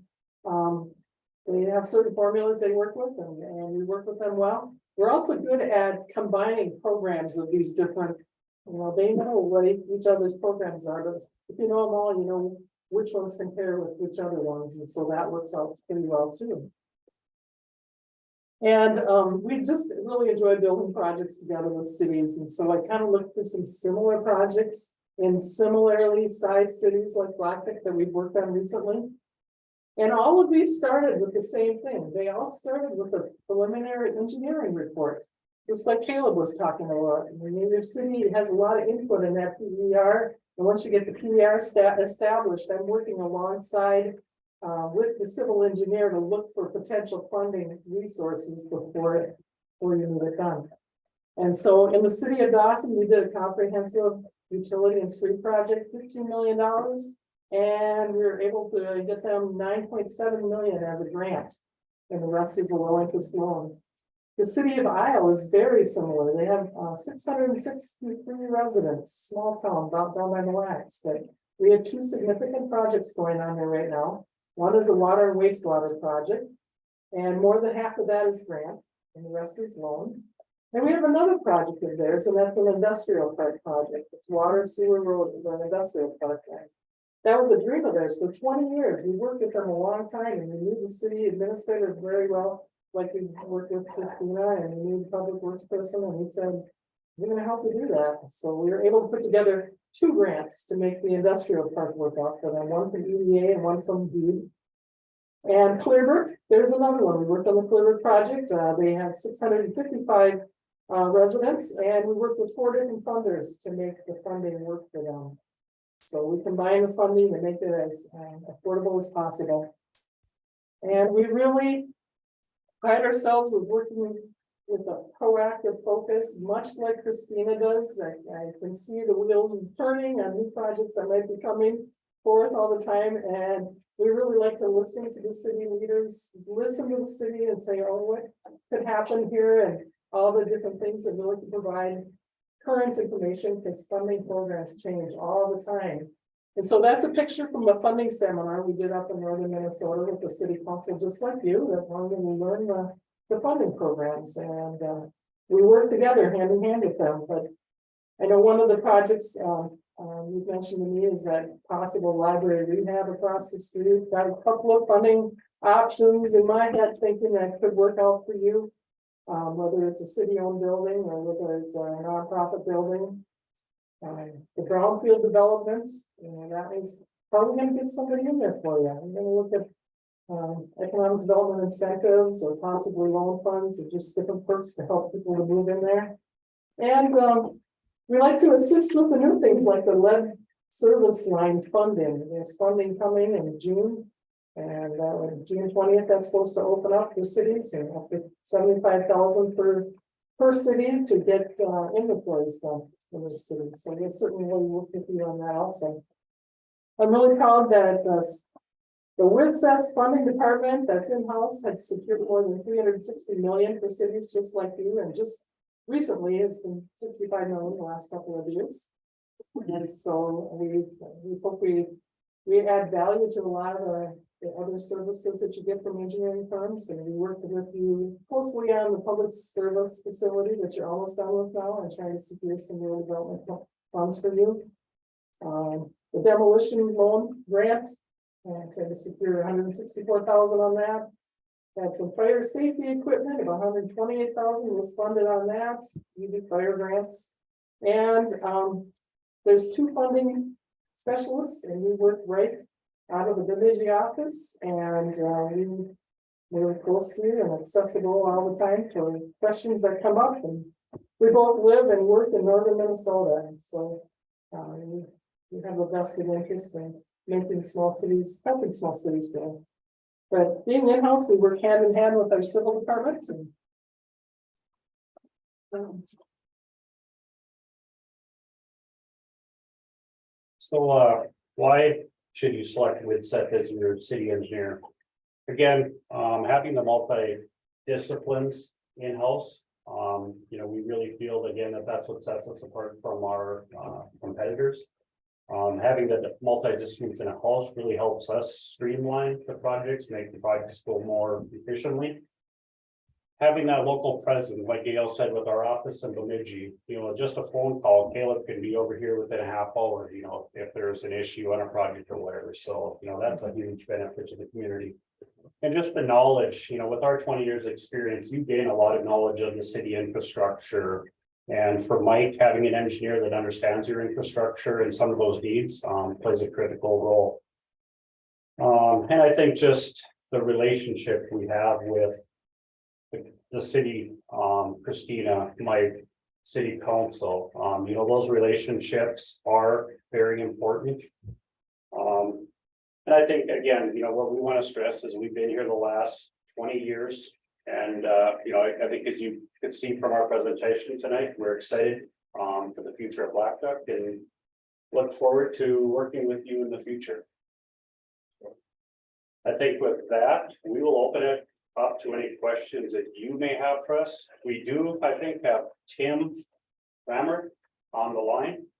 I think he's standing on top of a mountain right now, so.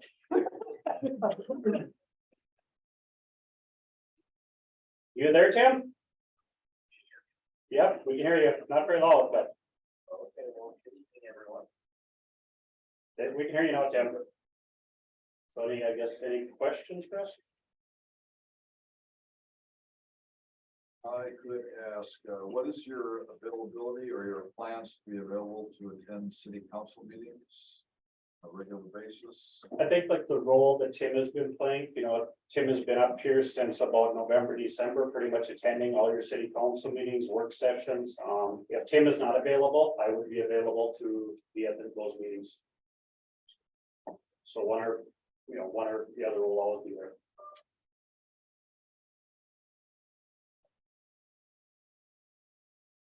Can you guys pick out a project that you had that you can identify that you had a lot of problems or obstacles that you had to overcome that you can share?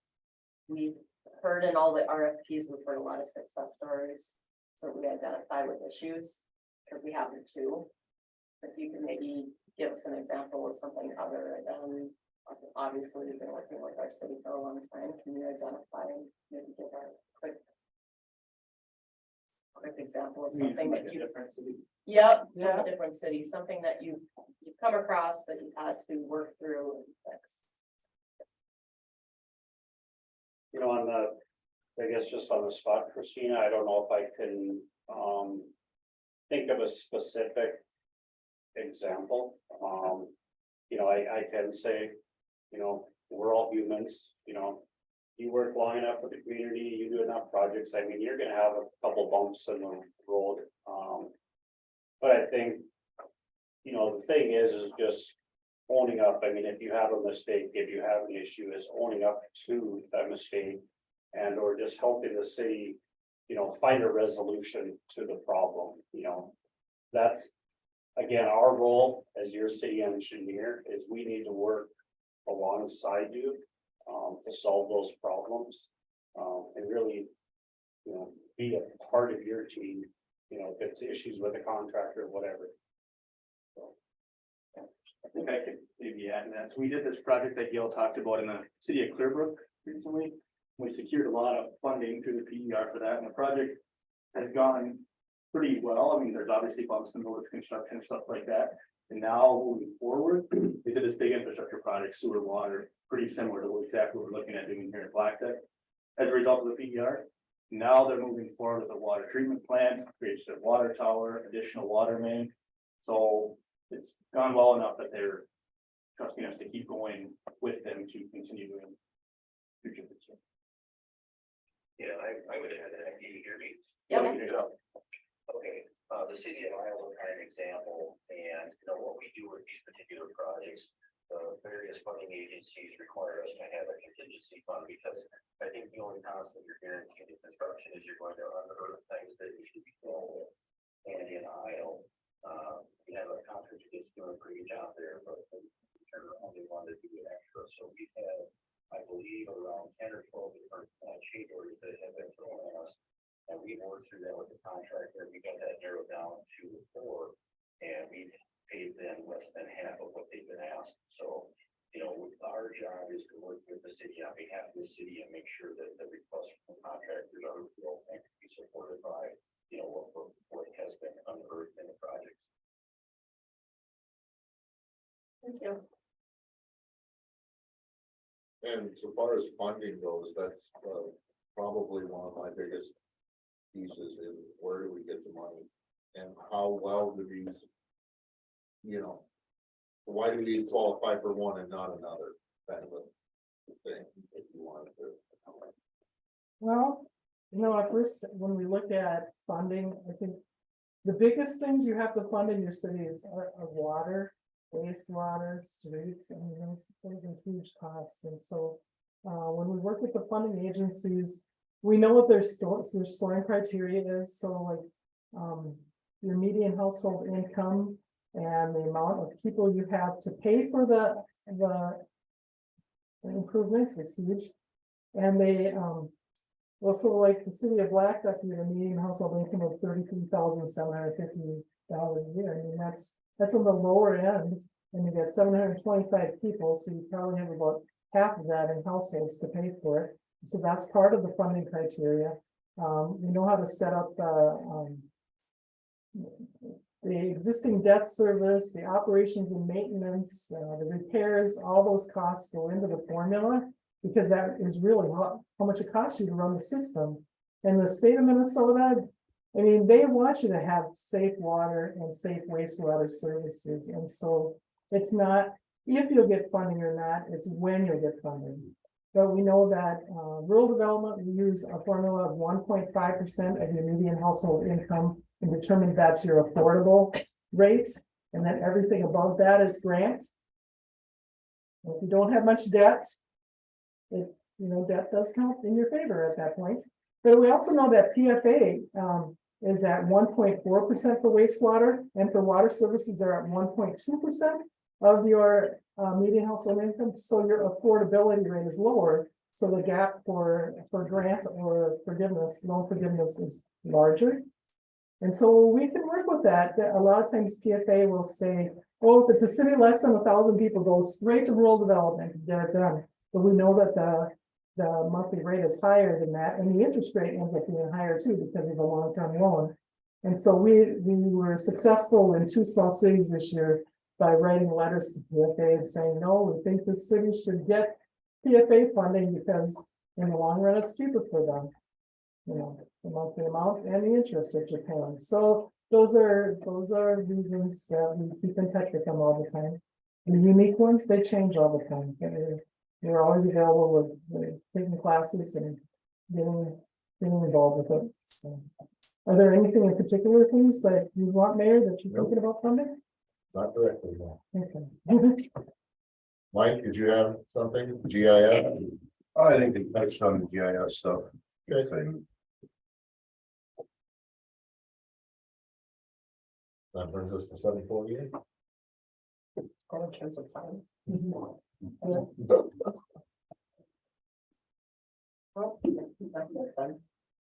Thank you, guys. Okay, again, thank you, we really appreciate the opportunity. Again, we look forward to working with you. Two new faces here. Yeah, thank you. To Michaela before. Thank you. Thanks, Tim. Thanks, man. We'll talk to you then. You bet. Bye.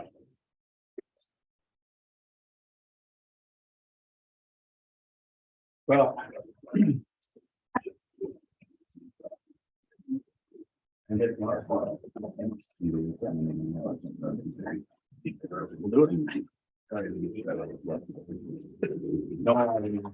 you moved on then. Yeah,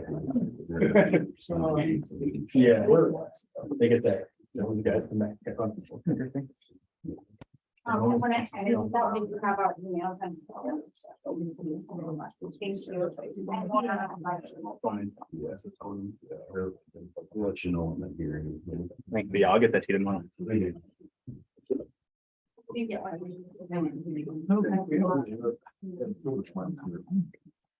Perfect, thank you.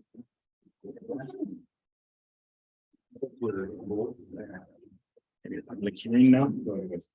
Yeah, if I can get everything else working again. Yeah, she's silly, I don't know. But I'm sure it was that video. It must have been, yeah. There we go.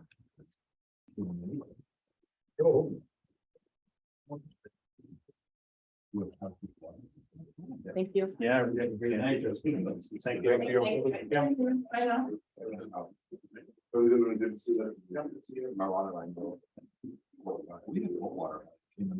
Okay, All right. back to business. So, point of order, the public hearing The schedule for 8. was actually, did I have it 8 or 7:45? 8. I was worried. I can't remember what time I had it on. No, we were at 8. So if Okay, we want to continue down the old business list. At this point, for a few minutes and then stop the meeting, or do you wanna? Call a recess until 8 o'clock? I did not prepare a lot of the old business. Oh, okay. That give me Up over there. Can you get up? Yeah. Alright. I didn't. I didn't prepare a lot of the old business notes solely because I knew there was so much time involved in RFP. So Then we can call a recess until 8 o'clock. I think we can call a recess and then come back to your work session to discuss the RFPs. I think would probably be the best. Okay. Technically, the public notice said 7:45 for the public hearing. Okay, Your agenda says 8 because I can't keep the application going 15-minute increments. sure. So what time do we have then? We will 7:52. recess until, Recess for 8 minutes. until 8. Okay. I'll need somebody to motion. to Make a motion. recess. Motion to recess. Thank you. Okay. Second. Ron seconds. All in favor? Aye. Aye. We are in recess until 8 o'clock.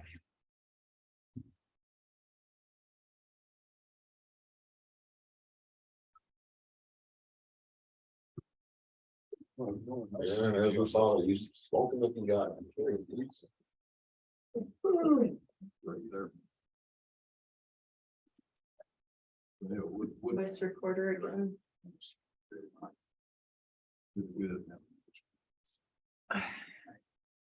Well, you have. Okay. Since you're not done with the work session, Max, I would recommend that you put your work session back in out of recess. Close the work session, open the public hearing. Do the public hearing Just get all and these revert motions back to ready the, Ready to you go? could do it all in one. Okay. Okay, 8 o'clock, we will return from recess, resume the work session. This time, need a motion to close the work session and open the public hearing. Motion to close the work session and open. The open hearing. Second that. Thank you. All in favor? Aye. Opposed? Now end the public hearing.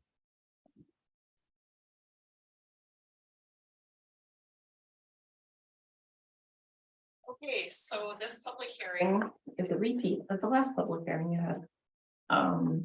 The same project is being discussed tonight. The meeting is to discuss the purchase of public works equipment, including economic and environmental impacts, service area, alternatives to the project, and potential funding sources, including USDA. Everyone is invited to attend. So we, as the city of Blackduck, by statute, must be eligible for the financial assistance pertaining to the loans for community facilities, provide general public the opportunity to become acquainted with the project and then comment. So the project is to purchase a 2001 Cat motor grader 140H from the Beltrami County Highway Department. They have provided an offer for $63,750. And the city is looking to USDA to secure funding. Feasibility report that was provided at the last public hearing has not changed and is stated on pages 5 and 6 with the detailed description of the request for funding. At this time, if there's any additional questions from the public or the board, we can field them at this time. Otherwise, this is just formality, doing part to the public hearing had already been done at the beginning of May. Correct. Yeah.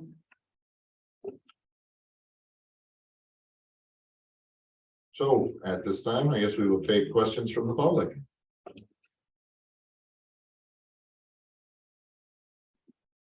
And I'll ask second time if there's any questions from the public. And third time, any questions from the public? Seeing no questions this time. Motion to close. Close the public hearing and reopen the work session. Right.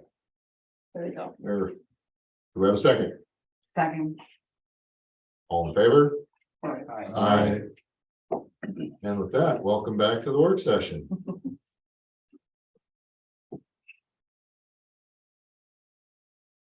And we are on item 4.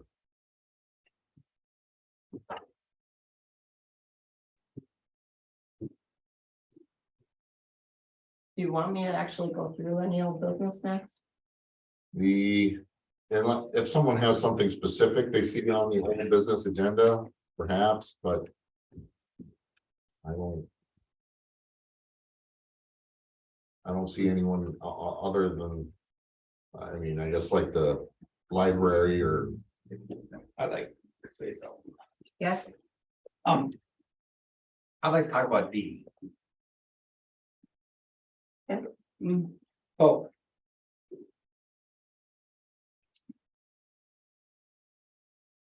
If the library wants to have an inspection on the wound drug book, I propose that the inspection is paid out of the library fund.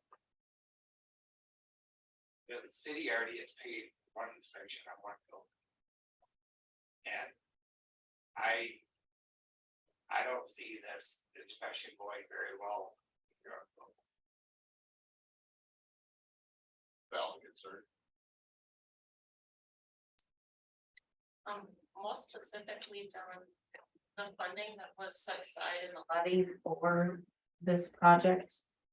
Is that what you would recommend how this this new inspection be paid, so it deducts that 10,000 from that 10,000 that we set aside in this year's levy. Well. I'm not sure how. How, or could it come out of their, It couldn't come out of their capital appropriation. I don't believe that Kichigami would approve of that, only because of the stipulations of their policy of what the funding can be used for. I see it as a very close relation to it, but like closing costs and stuff for a building itself would still deduct from how much they could give us anyway. And I haven't been through the full process to know how the city's gonna get that funding, if they're gonna pay for it, or if it's gonna come into our funds and then go back out. How it's gonna get funneled. It could be earmarked out of that 10,000 that the levy was set for this purpose this year. well, if it's gonna be like that, then the city's still paying for it. Out of the money that we already appropriated for that $10,000. So could it go out of their operating fund That 10,000 is in their operating fund for this. or? So they have very little in their operating. We pay for water, sewer, insurance. We put some money in for small building maintenance, and we pay for Airmark for the runs and that type of service. So their budget itself right now is pretty small to begin with. So the only thing that's substantially increased their operating budget this year is that 10,000 that was put in. So I don't, provided how much funding was paid for the last inspection, they wouldn't have enough in their operating this year to handle it in the other funds. You're saying there would be enough for that 10,000 left. So what I'm saying is if that 10,000 wasn't in their operating this year, No, it wasn't. they wouldn't, if it was not, Yes. there would not be enough for them to handle their full years of operating and this inspection. So I don't wanna take away from their, I guess, That 10,000, personally, I don't wanna take away from their operating fund because they need the money. yeah. But I just. Where I'm trying to go with this is, I just don't see.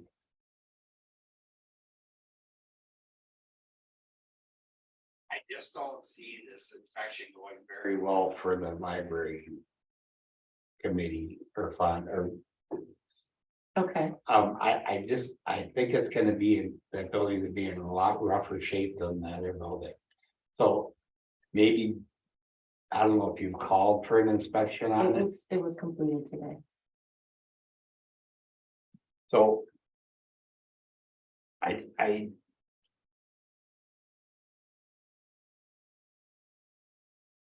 It was completed today, and do we have any idea of what they came up with at this point? No, from 9 to 1, it was done today, so no, I can't give you And it a was report at this time, it was Lori. completed by the same. Do you know how much we paid for that? No, not yet. Okay. The agreements and everything are gonna follow. You guys have to remember the timeline that you requested. It was only 2 weeks ago. I'm surprised I even got on the calendar this soon, but I did. So, no, the agreement would end up being very similar to the last one. So the fees, I think we paid township and range for around $3,000 for the last inspection. So the council could expect it to be similar to the last time. And I believe that. So it's a done deal already. Well, your board requested it at the last meeting. Correct. So I'm just telling you guys that it's not something you can back out of anyway. So the You inspection, told me to follow through the with it. inspection is the inspection, I would just, Your point is that you want the library to be on the hook for this in their operating. well, funds. I kind of was, I think it's just being protective over how much money we're throwing at inspections on old buildings. Absolutely. And, well, you're right. It's Correct. And a it's, valid and concern. it's a taxpayer's dollar. It's a valid concern, Mhm. but it definitely what is. Is proper planning not to be subjected to having a building that could cause you more than an inspection in terms of costs. Mhm. So your path on moving forward this way, I feel is a safe one. We haven't even signed a purchase agreement yet, so. And in the future, if there's older buildings, maybe we take some time and say, no, we're not gonna inspect that building, giving its history or whatever. I mean, that's, Well, you're correct, Lori, in thinking that we could also use, or suggest to the library, or the Friends of the Library, which is separate from the city, their fundraising that they pay for right. future. Well, yeah,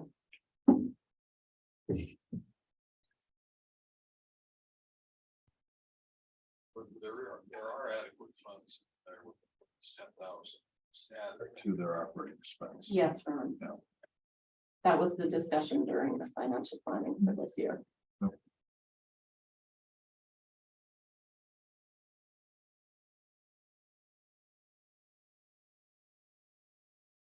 Are there any updates on the downtown development?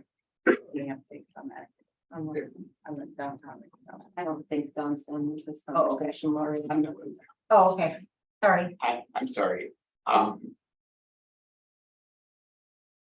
be out of line here, but I came to you with this about 2 weeks ago, right after our last meeting, Mhm. and I asked you if you'd bring this to the library board about this, if they were, To the library or board, to, what's her to name? this meeting. You asked to discuss it at this meeting, at the next council meeting. That's the recollection I have of that conversation. If I misunderstood you, I apologize, but you also, that conversation was.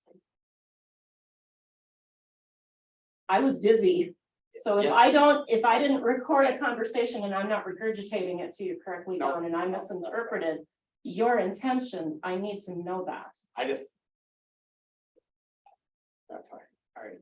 My interpretation of the conversation was that you were concerned of the cost of the inspection that was ordered, and it was imperative that the library fund that inspection cost. I thought that would get passed forward to her before you ordered. To whom? To Mary.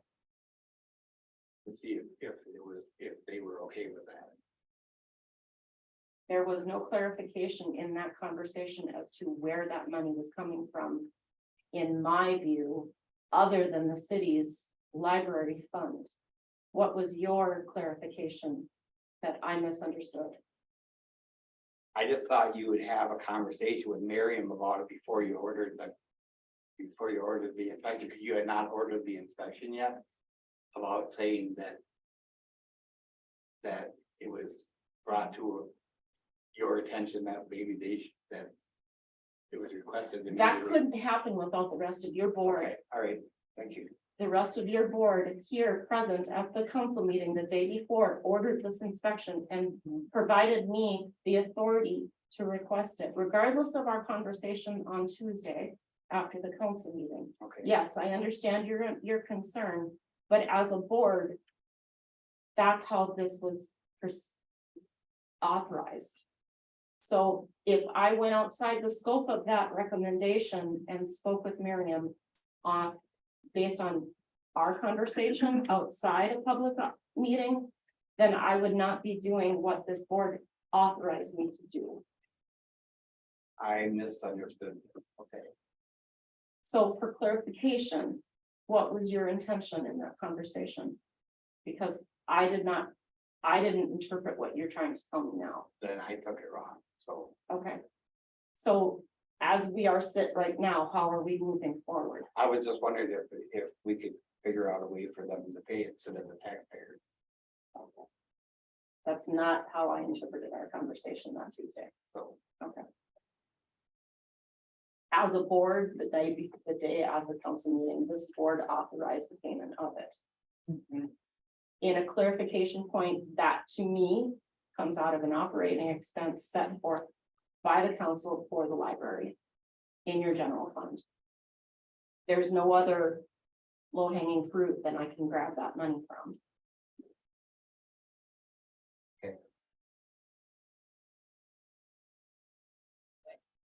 Okay. Sorry. No, it's okay. That sticks in my mind about this building. Building across the street, it's priced at $25,000. This building's priced at $25,000. Therefore, tolerance to be wrong. Greater. Yeah, I would, yeah, that's a caution. In my opinion, it's a cautionary piece of property. But did somebody say it was oil change? It was a truck dealer's. Yeah, I can imagine how that all got buried. I don't know if I want to work on top of it. Car dealership. Just being honest, and some of the thoughts that ran through my head, it was like, well, wait. You know. Seen some things, creative building here. And I don't know as if I want my kids. I don't honestly know what to say on that one, Lori, but yeah, it's. Just concerns, things that I thought of, I don't know. I can inform the board that the inspection was done. I reached out to Andy from Township and Range the Friday before I had to leave town. He could do it today. I said that was fine. We'll move forward with it. He showed up at 9 a.m. this morning and provided the time in the building. So he should have a report to me by the end of the week is his expectation. So the council should be able to see it on the 5th. Very good. Is that satisfactory? It's good. Okay. Yes, it is. So then I'm clear. thank you. You're welcome. It's a valid concern. Good point. I think it is too, as far as, looking at the Bigger picture of how many inspections are we gonna do, Correct. you know? I understand the board's concerns in this matter. And although I know there are individual council members that have feelings for and against, this is a conversation that needs to be very fluid and it also needs to be very honest.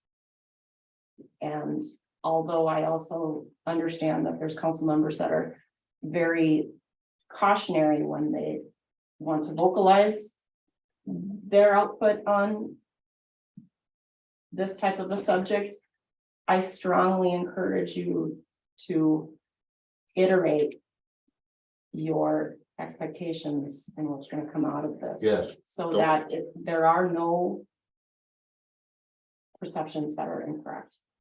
Okay, Everybody's got to be there's on the ways same- for us to vocalize this and being supportive with the library as well as being cautionary for your taxes. And we'll work through it. Does anybody have, pardon me? If we're done with the library update? Then we can, if you have something else, I'm assuming we have nothing new from FEMA or. No. Nothing of great significance And that we just- I should wait, spend any more time on tonight. We have a lot to talk about tonight. And we have the grader, we just did the public hearing for that, Right. so. Yeah. I'll just ask a quick question on the Main Street redevelopment. There's no movement on the tax lien. There was a little one, Ron, when I was absent last week, our attorney's department that's been working for the IRS has reached out to Beltrami County for a specific form that was supposed to be sent to the IRS when it went to before it went to conveyance, when it was on tax forfeiture. That is a document I was not provided. So our city attorney's firm is right now working with Jody True. So That was as of Thursday last week from my memory. Because that's, my understanding is that's holding up the wholesale of the property. You are correct. Correct. Mhm. You are That was correct. my question, so. I don't see anything else on there that warrants too much further discussion unless someone else does.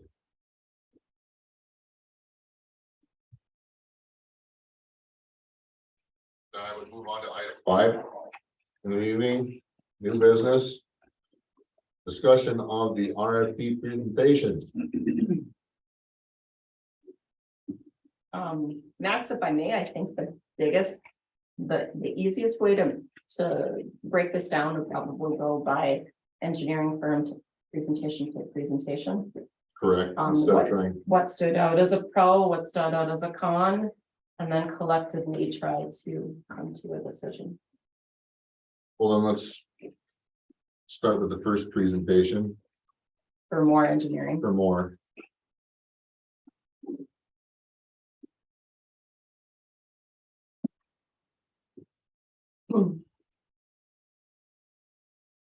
This is when all 5 of you guys start talking now. I'm just reminding you. Yeah, and we'll try to keep it, one at a time.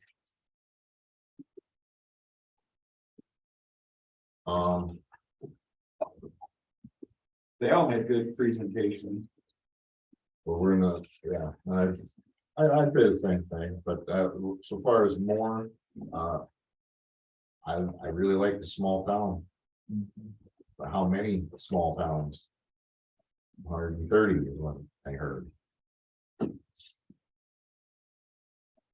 Yeah, that's a plus.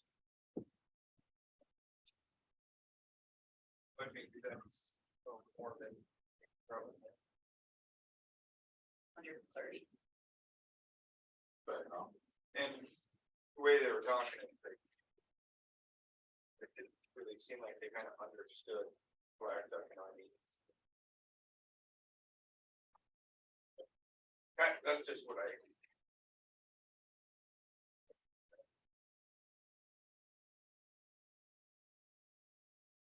Any thoughts? They have, yes, a specific number of people. That's what I heard. Is that sport up? Done.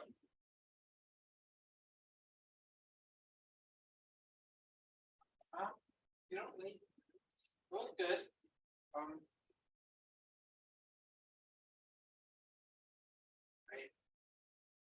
I don't think we have enough employees for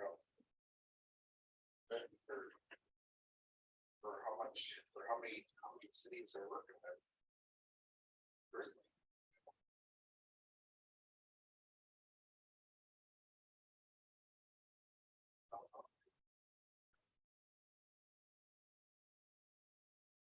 Keep in mind, to that point, Don and Nick actually, more is not just located. Yeah, they have East Grand Forks.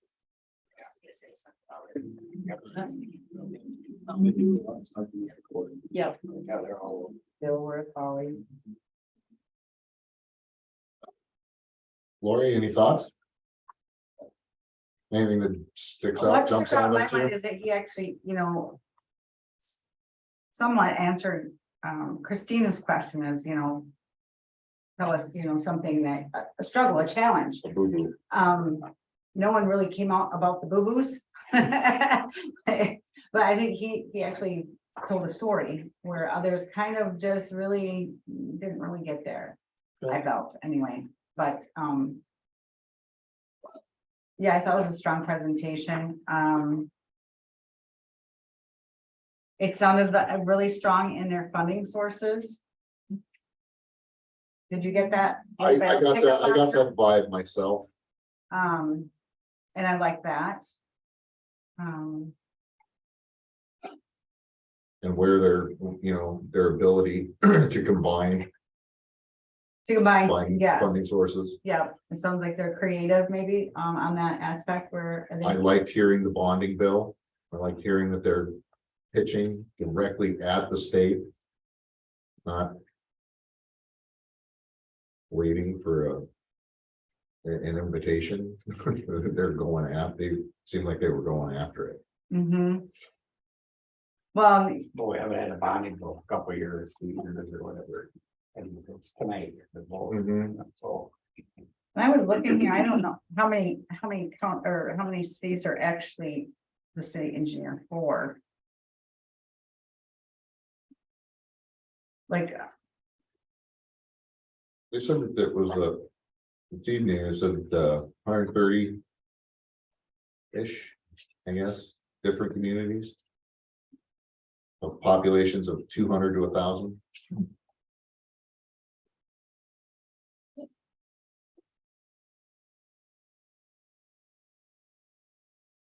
Is there anything you didn't like? Or, and, and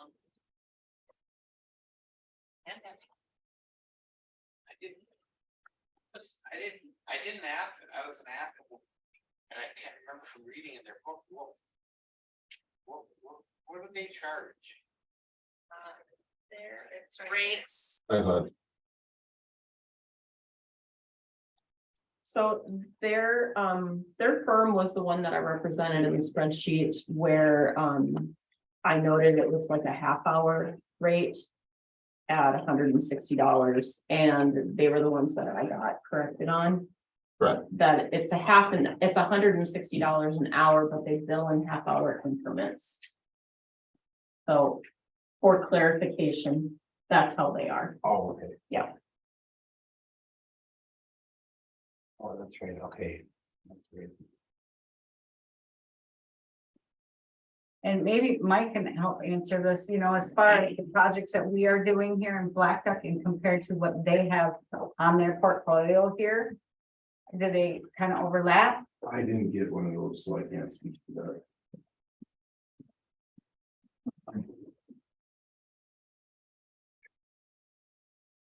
Would they seem that they have experience in the things that we are looking at doing? You know, I'm sure all of them really, to tell you the truth, have experience in a lot of the stuff that we're looking at doing. It's all, excuse me. It's all pretty generalized, you know, really.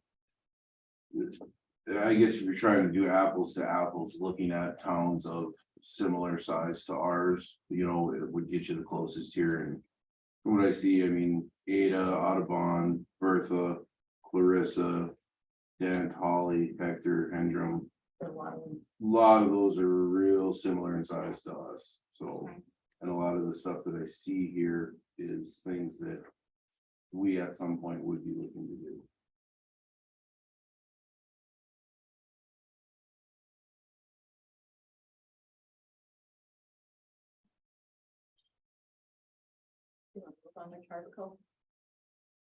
is there anything that somebody that jumps off the page of these that you didn't like about Warren, just flat out?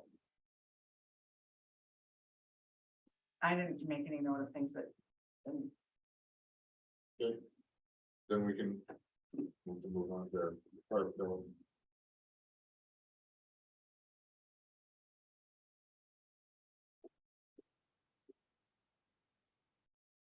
I like his attention to Blackduck, to us, right here in the room.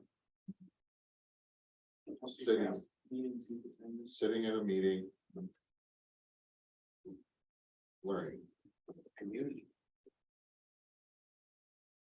Well, he made it a priority to be here for the last 4 months, right? Correct. The RFP went out, we attended every. But it's just at a community like a co-op, Good, correct. No, donated to the robotics team. local farming. I don't know where he lives at the co-op. What, you dealt with him before? I haven't, no. Oh, not personal. I've heard through the grapevine, through, you know, the industry that I'm in, obviously. I've heard good things, I've heard bad things, you know, I mean, that's gonna Like be. anything. Yeah, it's exactly, it's like anything, I have no firsthand knowledge. What I liked most about Carmichael's presentation was the reminder that they focus on a smaller response time and they do not extend their service past that so that they can be present. Phone rings twice. Yeah, that's what I wrote into, it's important.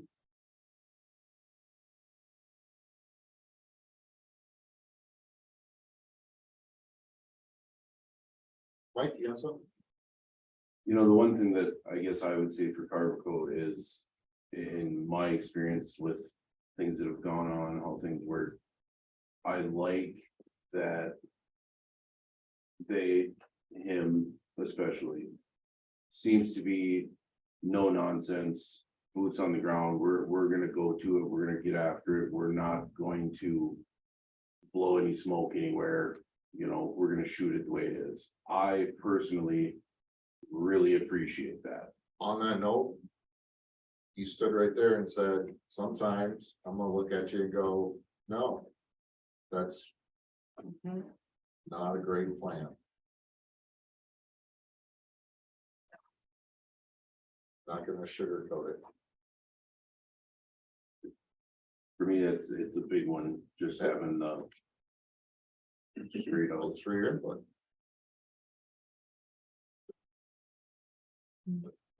To add, of all of the presenters, he was the best dressed. Which is important. Coming to a city council meeting, don't dress down. Can I throw something in there real quick? Absolutely. One of my big things, and Christina will attest to this, when we started doing all this.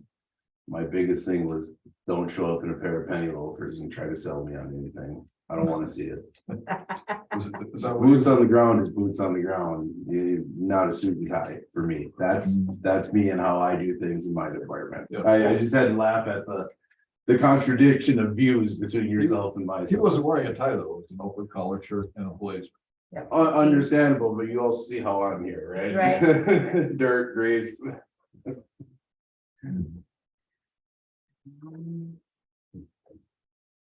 Anybody pick up anything they didn't like? Cause I didn't write anything down. I don't think we're gonna find a lot of stuff we don't like about any of these. The questions will. I think you can pretty much come up with a lot of positives, and I think unless somebody has something else they want to say about Carvico. You know, he did say one thing that kind of stuck. When he started his business, he wanted it different than everybody else's. You know, he was sick and tired of what everybody else was doing or wasn't doing. Or how they, correct, And Yep. so he wanted it changed, and so that's how his. You know, that kind of stuck right away with me. Okay. You know, he wanted to be different. You know. A quick concern, if I could, would be my perception of the lack of GIS department as of right now. It sounds like they're going to be essentially building one from the ground up, starting pretty much right now because of the lead and water rules that have gone into effect. GIS is a real big hot topic for me. Some of you were here, some of you weren't, as we've gone through our GIS system and getting it up and going, and that would be a little bit of a concern. Mike, what system are all of these? Were all the presenters tonight, or other than the So other two, were they operating on the same? the way I understood it tonight is that Moore Engineering runs their own proprietary system. Correct. Widseth and Carvico will both be, Widseth currently and has been for quite some time running the ArcGIS system, which is what we are up and running with. It sounds like Carvico will be going with that system as they move forward with their stuff. So. Yeah. Same system. Again, just the worry is. Where are they at with their experience using that system? Okay.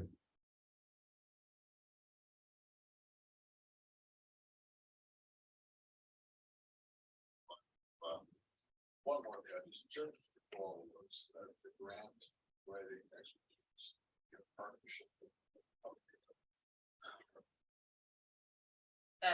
That can be a benefit as well as an obstacle. That's negative, I'm just, I Yeah. want to state it's sort of professional lines work and stuff. I kind of found it as a. If there was a negative, it's just mixing more in, too many cooks spoil the soup kind of a thing, but It also gives you perspective, sure, because those types of companies are not just solely dedicated to the one that they're representing. So they're working with other entities, not just government. I myself have worked with EAPC, which is their dedicated architects, when the Blackduck Development Corps agreed to build and expand the Sanford Clinic and build that parking lot. So I worked with their dedicated architect that's from EAPC, and I think great, he was good to work with. Okay.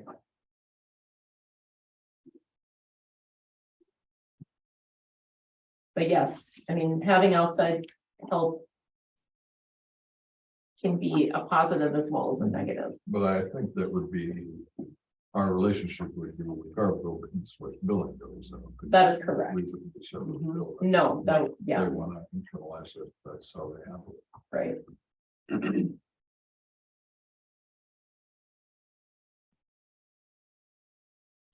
so it's yeah. That's my thoughts. 20 years.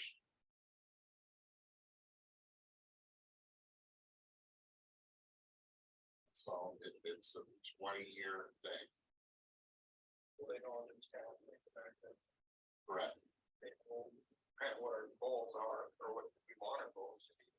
They have provided us with a capital improvement plan. It was done just before I came on the council, but it hasn't received much attention because the council keeps switching. Where we have to have a little bit of longevity here to get some longevity there. And that's what was referred to as the PER. isn't it? Correct. So by no fault of Woodsup, we're a very reactionary Yes, we are. city, okay?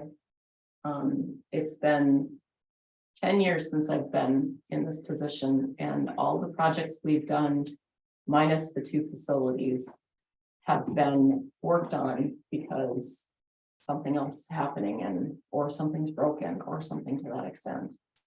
Identifying a CIP and having Woodsup create that for this town is supposed to give us that platform so that we can grow with it. The problem that we've never been able to jump over is the funding element with the CIP.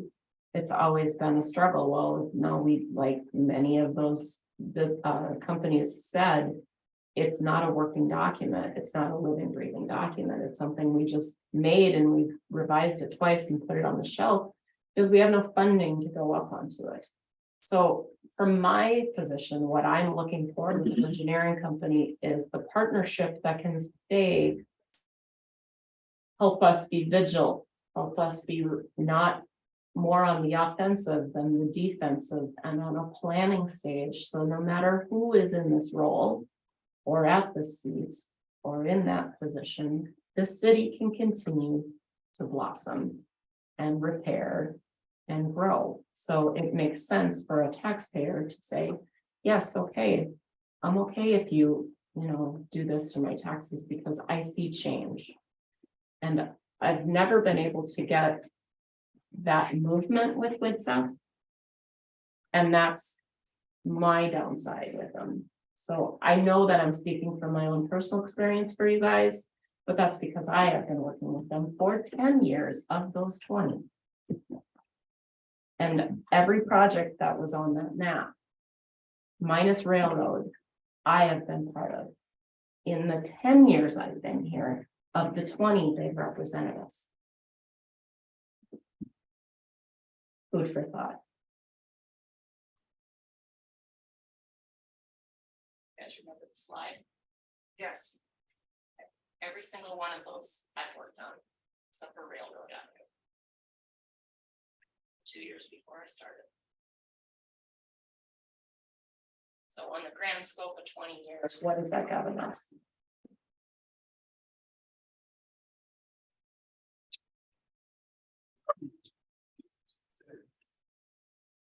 Don't have the tax base or funding or money to do anything.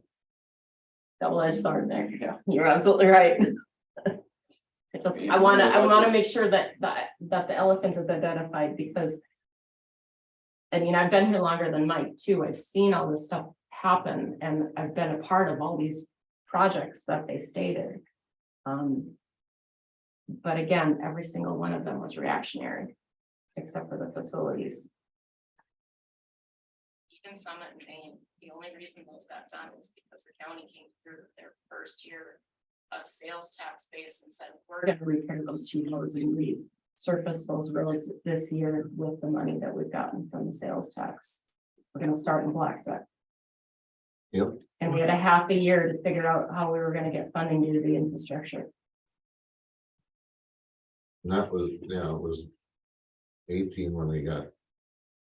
Or just 19. It started in technically. 16, it ended in 18.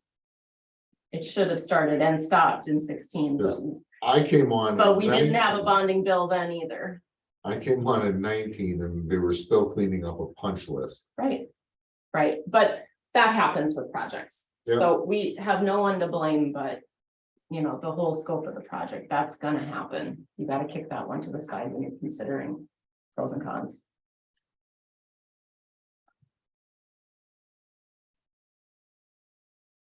I enjoy the relationship that Witsip has always had with the city. I've always been able to call Kurt and get help and get an answer or text him or see him at a conference and ask a question. But what I am always been looking for this town is the guidance that we can constantly rely back to. I realize that's going to be part of my role, but I'm still learning this too. You guys understand that this was not my job before I came to government. We're all learning it. They already have our GIS. Correct. They have our GIS, they set up our GIS. They are who started me with the system. Okay. I've had zero issue with their GIS. Are we able to add things We are, when you snap a photo? we are not to that point yet. That's where my vision of it, I mean, that's where we started when we started talking all this. We will get there eventually, and they know what I'm looking for. They kind of know when and how we're gonna go to it, but yes, eventually that will be, I mean, I use what we have set up right now, which is very minimalistic at this point. But I use it weekly for sure, if not daily, on the system. They've been able to answer any questions I've had. When I say this isn't right, this needs to be changed, it's changed within a couple days. Okay. I have no problem with the GIS stuff at all. I have good relationship with Gail Leverson. She's the funding expert. Funding. Yeah, anytime my brain is thinking about something or something's come up in a conversation. I've either zipped her an email or called her really quick and said, what do you think about this? And she'll jot some notes down and she'll get back to me and with some suggestions or some ideas, or she'll stop by. So Gail's been a very important leg of their of Yes. the table. She's a good added, she's a good division. I don't really have anything bad to say about with you guys at all. I think they're a very good company, and they have been for the city. It's just we need more stability and more offensive growth. And I It'd be, sorry, go ahead. And I think they're prepared to give it to us. With much attention they've been paying lately. Well, so the reason we're doing this is because of the problems we had with the building. Because somebody kind of dropped the ball on it. I mean, if we're gonna kick it out here, then we're gonna kick it out here, we might as well talk about it. Well, So we had, I'll put it out there, I don't care. We essentially had. You know, Whitseth had somewhat of the perfect storm for themselves in losing a very valued employee to them. More than one.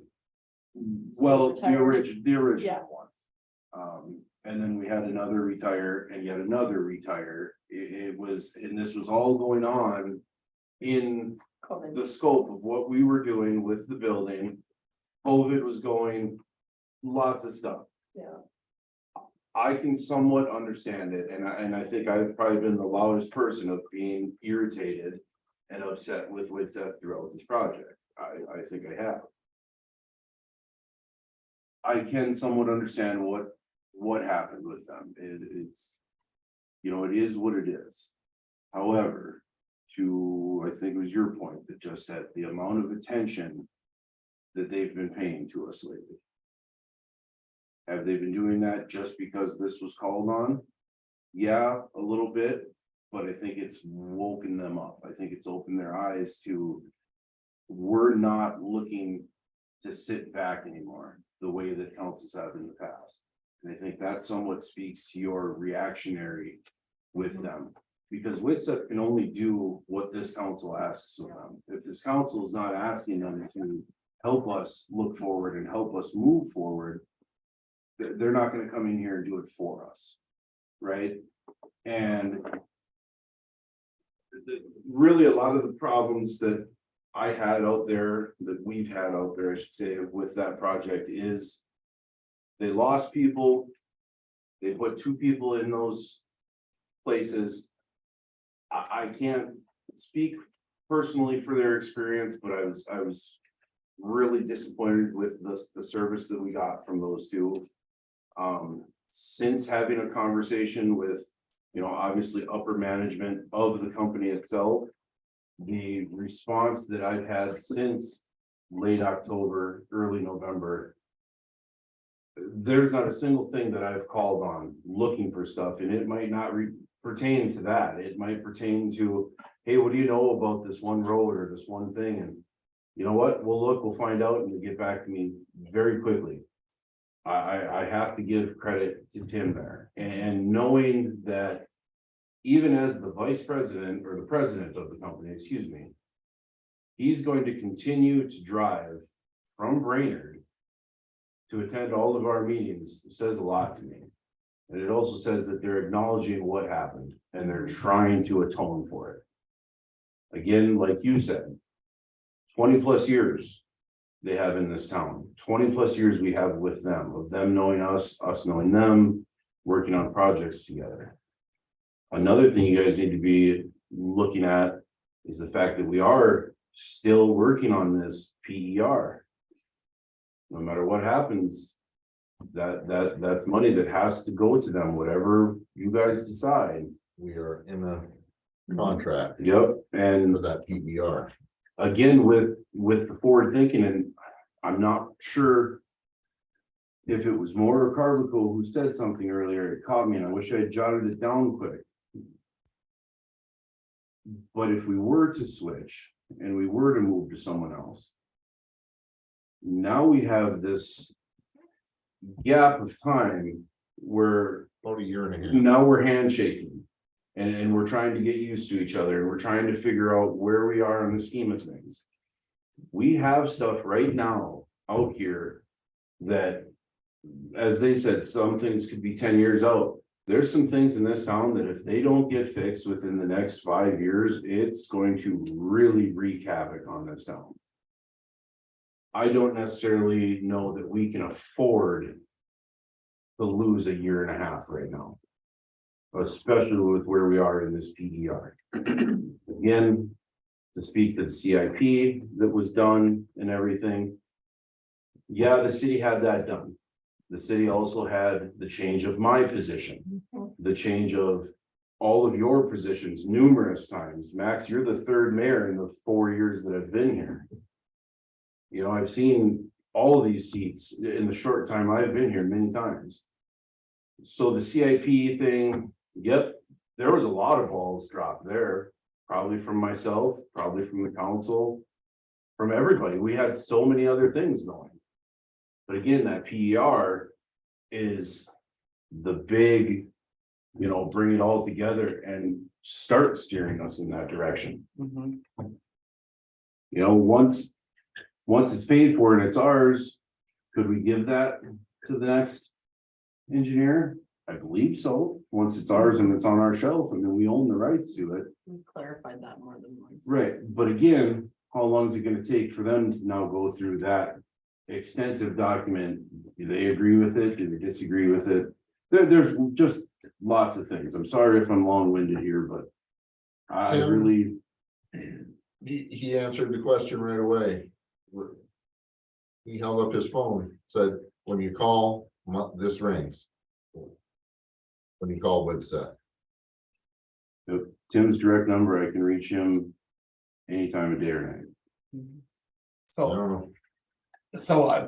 what I was trying to get at, so this was just basically just to rejuvenate them, to wake them back up again, you know, like you say, 20 years they've been working here, and they might have been slacking off a little bit, you know. They get complacent. Yeah, Everybody can. everybody does, you know, That's all of us. well, hey, You know, I get it too, you know, once in a while, I just, you know, but I think it's a good idea to bring people up and say, hey, you know, we could be losing your business, you know, your business here. But I like your explanation of that. That was good. Thank you for that.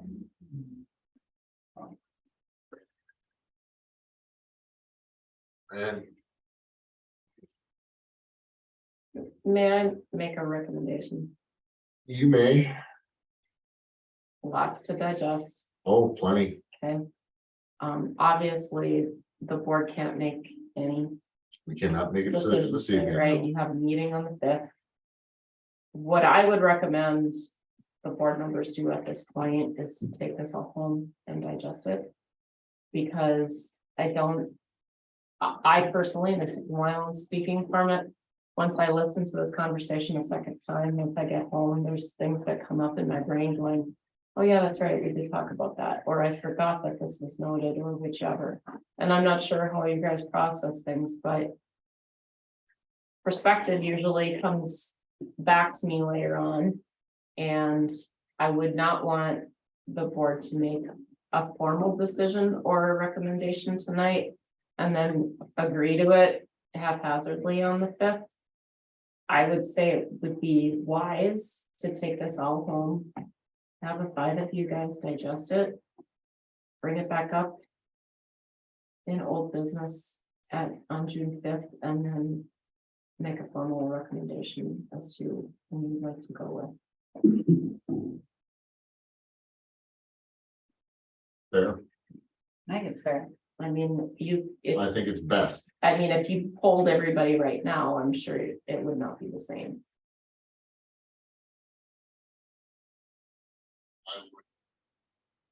I don't think I'd be able to vote right.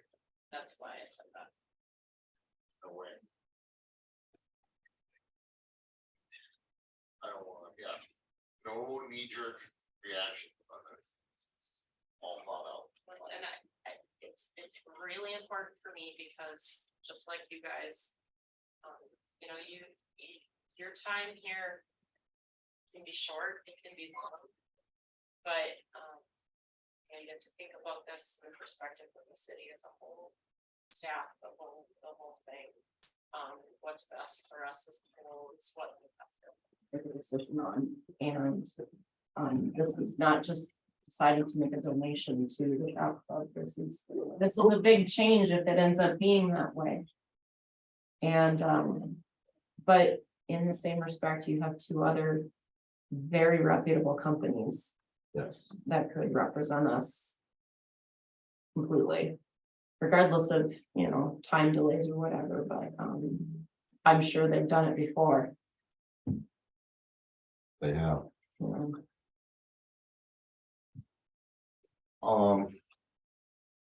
Okay.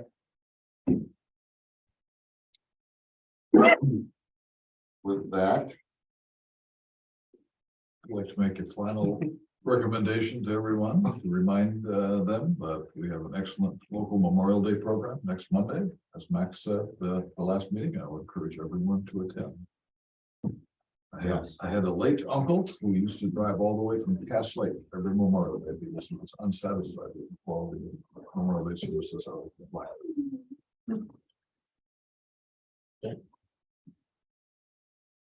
anything else? I asked that, I don't know why I do, I shouldn't. You never know. I'll have this as a council, approval needed under administration on June 5th. I will also have the, the inspection document for discussion under administration. We'll just slip it on the consent agenda for you guys.